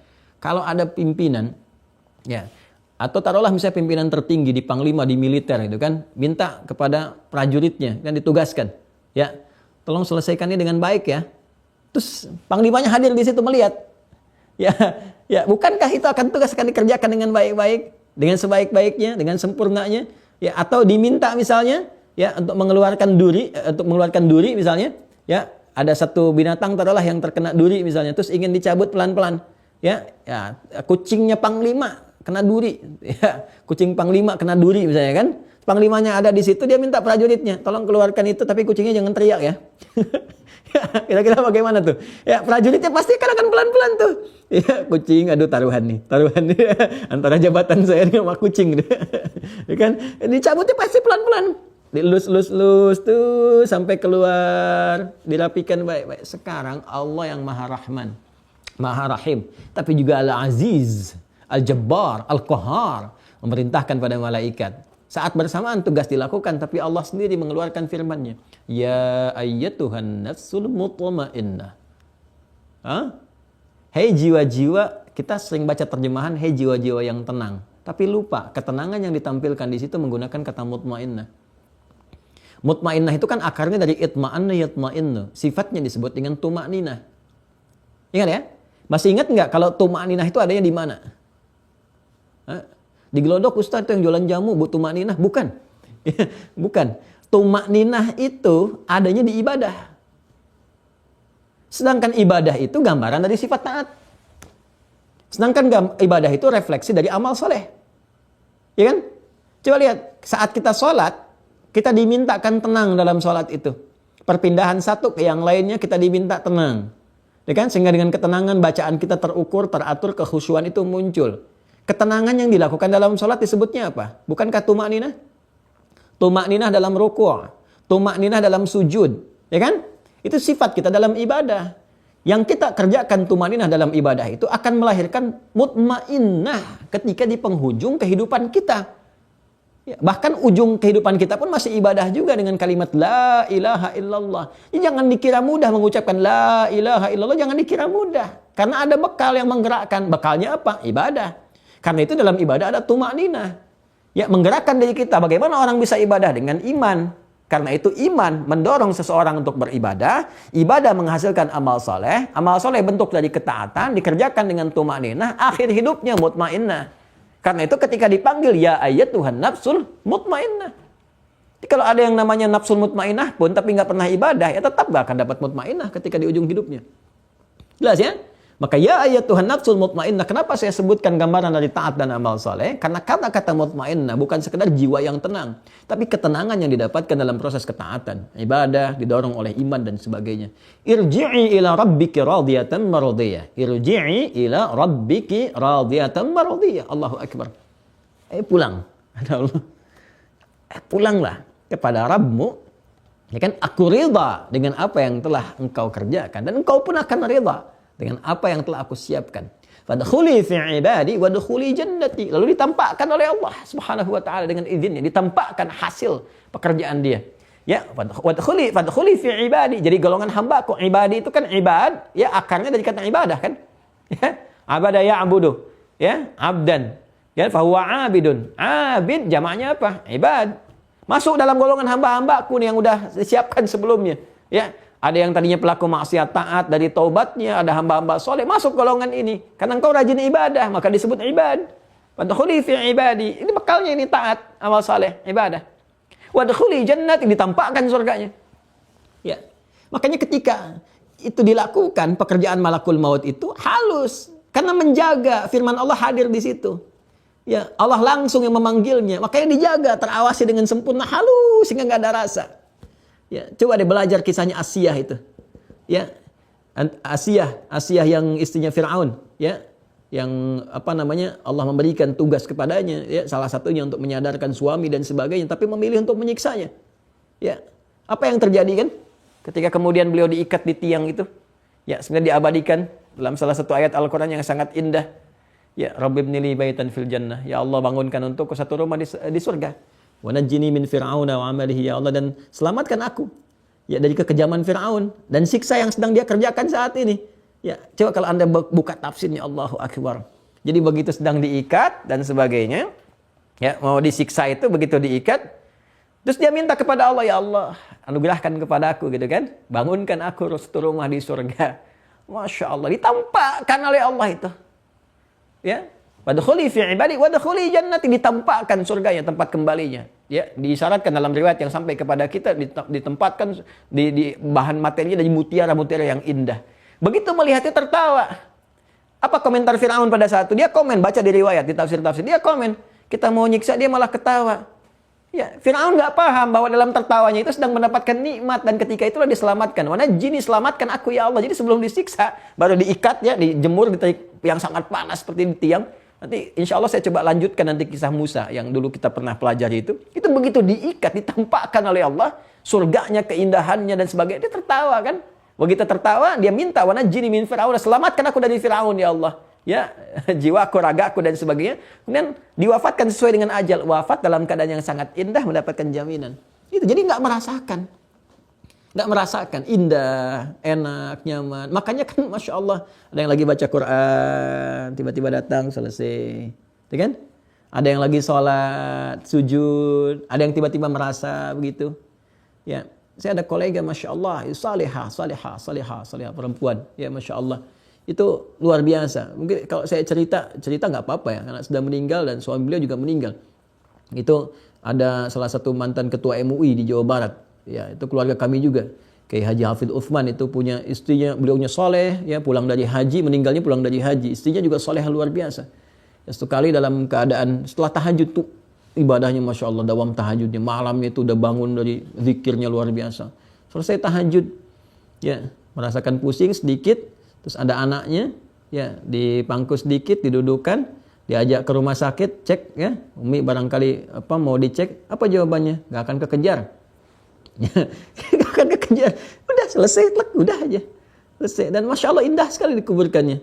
Ya, kuburannya prosesnya indah, baik. Jadi mau dikubur itu hujan untuk memberikan keteduhan dulu di ininya sedikit aja, udah selesai. Dan itu dimakamkan selesai, rata baik gitu, masya Allah itu cerita ibunda kami itu, masya Allah. Dan banyak yang seperti itu, masya Allah. Ya, ada orang-orang yang tadi saya katakan, ada guru yang sedang mengajar, tiba-tiba la ilaha illallah, senyum, meninggal. Masih senyum dulu tuh, senyum, meninggal, gitu kan? Nah, jadi luar biasa tuh, masya Allah. Lahir ditertawakan orang, meninggal memberikan senyuman, ya kan? Itu luar biasa itu. Dan masya Allah peluangnya terbuka. Nah itu taat saleh. Lawannya maksiat salah. Ini tadi udah diingetin kan? Taat lawannya maksiat. Ini salah. Kan? Yang ini taat dan saleh, yang ini maksiat dan salah. Tuh. Ya, yang ini saya sampaikan tadi, yang ini kan dihadirkan ini, info ini, ta'lim ini, pengetahuan ini supaya kita mencegah berbuat maksiat. Waspada. Jadi begitu ada tawaran berbuat maksiat, kamu akan ingat, ya Allah bagaimana kalau saya meninggal? Ya, hati-hati tuh, disuruh bunuh orang, Anda yang terbunuh duluan. Jadi yang mencoba membunuh pula kan terbunuh juga. Cuman bedanya ujungnya. Ya kan maksiat juga. Ya, kalau tidak dilakukan dengan cara yang benar, ada ketentuan-ketentuan syariat, macam-macam lah. Ditawarin narkoba, begitu sedang ya menikmati bahasa-bahasa mereka, gitu kan, nyobain itu meninggal. Coba bayangin gini aja lah. Makanya simpel, terjaga dari perbuatan maksiat. Masih nekat juga, kerjain, ya ancaman deh. Kalau memang menantang dan sebagainya, ya sudah Allah infokan lebih dulu supaya mengingatkan. Kalau mau resiko begini ya silahkan. Ya, turun Quran surah ke-8 Al-Anfal ayat 50. Walau tara idh yatawaffal ladzina kafaru al-malaikatu yadribuna wujuhahum wa adbarahum ya wa dhuqu adzabal hariq. Ada ayatnya. Kalaulah engkau mampu melihat. Kalaulah berarti enggak mampu. Karena lau di sini menggambarkan sesuatu yang memang kita enggak bisa ya melihatnya secara langsung atau mengalaminya sebelumnya gitu. Walau, kalaulah, kan apa namanya kalau kita sampaikan sekarang, kalau aja dia ikut ta'lim kemarin, berarti nggak ikut kan? Tapi rahmannya Allah diinfokan sekarang untuk persiapan yang akan datang. Jadi Allah yang menyampaikan kepada kita. Kalau kita di antara manusia itu sudah luput. Ya, misalnya si fulan nih, ya Rahmat misalnya, nggak ikut ta'lim, ada materi bagus yang dia butuhkan. Kalau kamu kemarin ikut aja Rahmat, berarti nggak ikut kan? Itu sifat makhluk. Tapi kalau Allah beda, menyampaikan itu untuk yang akan datang. Karena rahmannya menginfokan pada kita. Sifat kasihnya. Ya kata Allah, kalaulah tahu nih orang-orang yang ingkar ini. Ya, kafaru. Kafaru itu kan menunjuk pada perbuatan. Ya ada dua, bisa orang yang gak beriman. Atau orang yang mengaku beriman, tapi perbuatannya seperti yang tidak beriman. Itu menggunakan kata yang sama. Kafar, jamaknya kafaru. Ya, seperti Quran surah 7. Ibrahim ayat 14. Wa idh ta'adzana rabbukum la in syakartum la azidannakum wa la in kafartum. Ya, kafartum. Jadi kalau kamu syukur ditambah nikmat. Kalau kamu kufur di situ ya tidak dimaknai keluar dari Islam. Ya, tapi kufurnya apa? Kufur pada nikmat. Dia diberikan rezeki, harusnya berzakat, dia enggak zakat. Dia diberikan kekuatan, katanya berislam, di KTP aja Islam, tapi enggak mau sholat. Itu kufur juga, tapi nggak mengeluarkan langsung dari keislaman kecuali dia mendeklar dengan lisannya atau langsung menyatakan sholat itu hukumnya haram, zina boleh dan sebagainya, itu langsung kufur, itu murtad, itu keluar dari keislaman. Ya, atau kalimat-kalimat beresiko. Ya, misalnya menolak Al-Qur'an. Quran mengatakan ya al-yauma akmaltu lakum dinakum, ya kan? Ya pada hari ini aku sempurnakan ya agama aku dan Islam sebagai agama kalian, ya kan? Ya, al-yauma akmaltu lakum dinakum. Pada hari ini aku sempurnakan ya untuk kalian agama kalian. Ya, kemudian wa atmamtu 'alaikum ni'mati wa raditu lakumul Islam dinan. Aku ridha Islam sebagai agama kalian. Kalian dapatkan din Islam itu dengan sempurna. Allah katakan sempurna, ajarannya sempurna dan sebagainya. Lalu misalnya ada orang mengatakan saya muslim dan sebagainya, dia mengatakan tapi Islam enggak sempurna. Ya, lalu merubah beberapa bagian yang sudah tetap, sudah baku dan sebagainya, itu beresiko tinggi. Itu beresiko tinggi, kan? Nah, tapi kalau dia misalnya, dan ini tetap berdosa dan tetap tinggi nilai dosanya, dia mengatakan muslim, beriman, tapi nggak mau sholat. Awas hati-hati nih, ada orang Islam, aku Islam, nggak mau sholat. Terus apa bedanya dengan yang nggak Islam? Ya kan? Yang belum beriman nggak sholat juga. Makanya kata yang digunakan, maksiatnya menggunakan kata yang identik, yaitu kufur, kafara, ya, perbuatannya. seakan-akan ingin mengesankan kecaman yang tinggi. Kamu ini ngaku sudah berislam, tapi perbuatan kamu sama dengan orang yang belum Islam. Ya, dia nggak sholat. Terus kamu mengatakan muslim, dia nggak sholat itu karena belum beriman. Kamu mengatakan sudah beriman, sudah muslim, tapi nggak sholat juga. Lantas di mana imanmu? Makanya Nabi mengatakan perbedaan orang beriman dengan yang belum beriman itu letaknya satu pada sholatnya. Itu untuk membedakannya salah satunya. Nah sekarang kata Allah, kalau ada orang-orang yang seperti itu tetap bermaksiat, ya, yang belum beriman ataukah dia merasa mengatakan sudah berislam tapi tetap bermaksiat, orang Islam nekat korupsi, mengatakan Islam berjudi, mengatakan Islam berzina, mengatakan Islam mabuk-mabuk dan sebagainya, Allah berikan peluang untuk taubat. Taubat ditampilkan nih, kalau kamu tetap begitu di ujung hidup kamu akan begini. Tampilkan malaikat.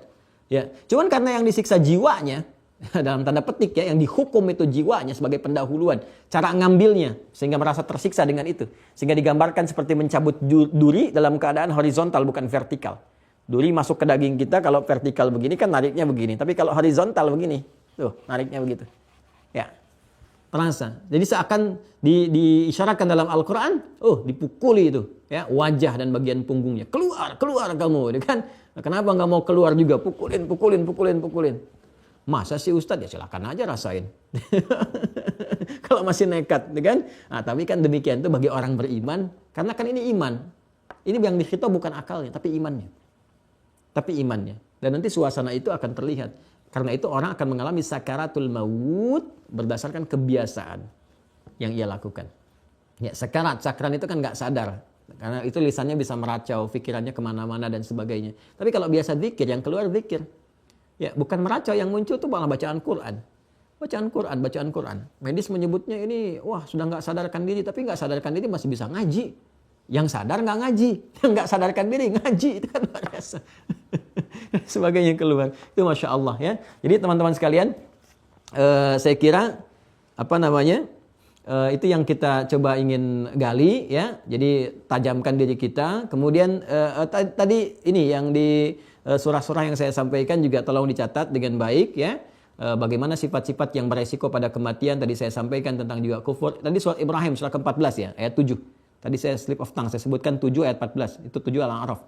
Quran surah 14, surah Ibrahim ayat ke-7. Wa idh ta'adzana rabbukum la in syakartum la azidannakum wa la in kafartum inna adzabi lasyadid. Jadi ini yang terkait dengan malaikat, malakul maut ya. Jadi saya simpulkan dengan cepat. Yang keempat adalah malakul maut. Jadi kalau kita urutkan, berpedoman pada keislaman berdasarkan petunjuk Rasulullah yang wahyunya Allah tugaskan disampaikan oleh malaikat Jibril, terhimpun dalam Al-Quran. Ya, ikuti pedomannya disampaikan dalam Al-Quran, penjelasannya lewat hadis Nabi SAW. Maka semua ini disampaikan oleh malaikat Jibril atas tugas yang disampaikan atau diamanahkan oleh Allah Subhanahu wa taala. Kemudian kalau kita ikuti itu semua dengan baik, berdasar kegiatan kita apapun yang dititi dalam kehidupan dunia, maka Allah turunkan rahmat, rezeki dan keberkahan. Yang ditugaskan untuk menurunkan itu namanya malaikat Mikail. Jelas, kita sudah belajar di mana dia senang turun, tinggal dan memberikan macam-macam ya kepada kita yang berusaha untuk mendapatinya. Kemudian rasakan bahwa kita ini kecil di hadapan Allah.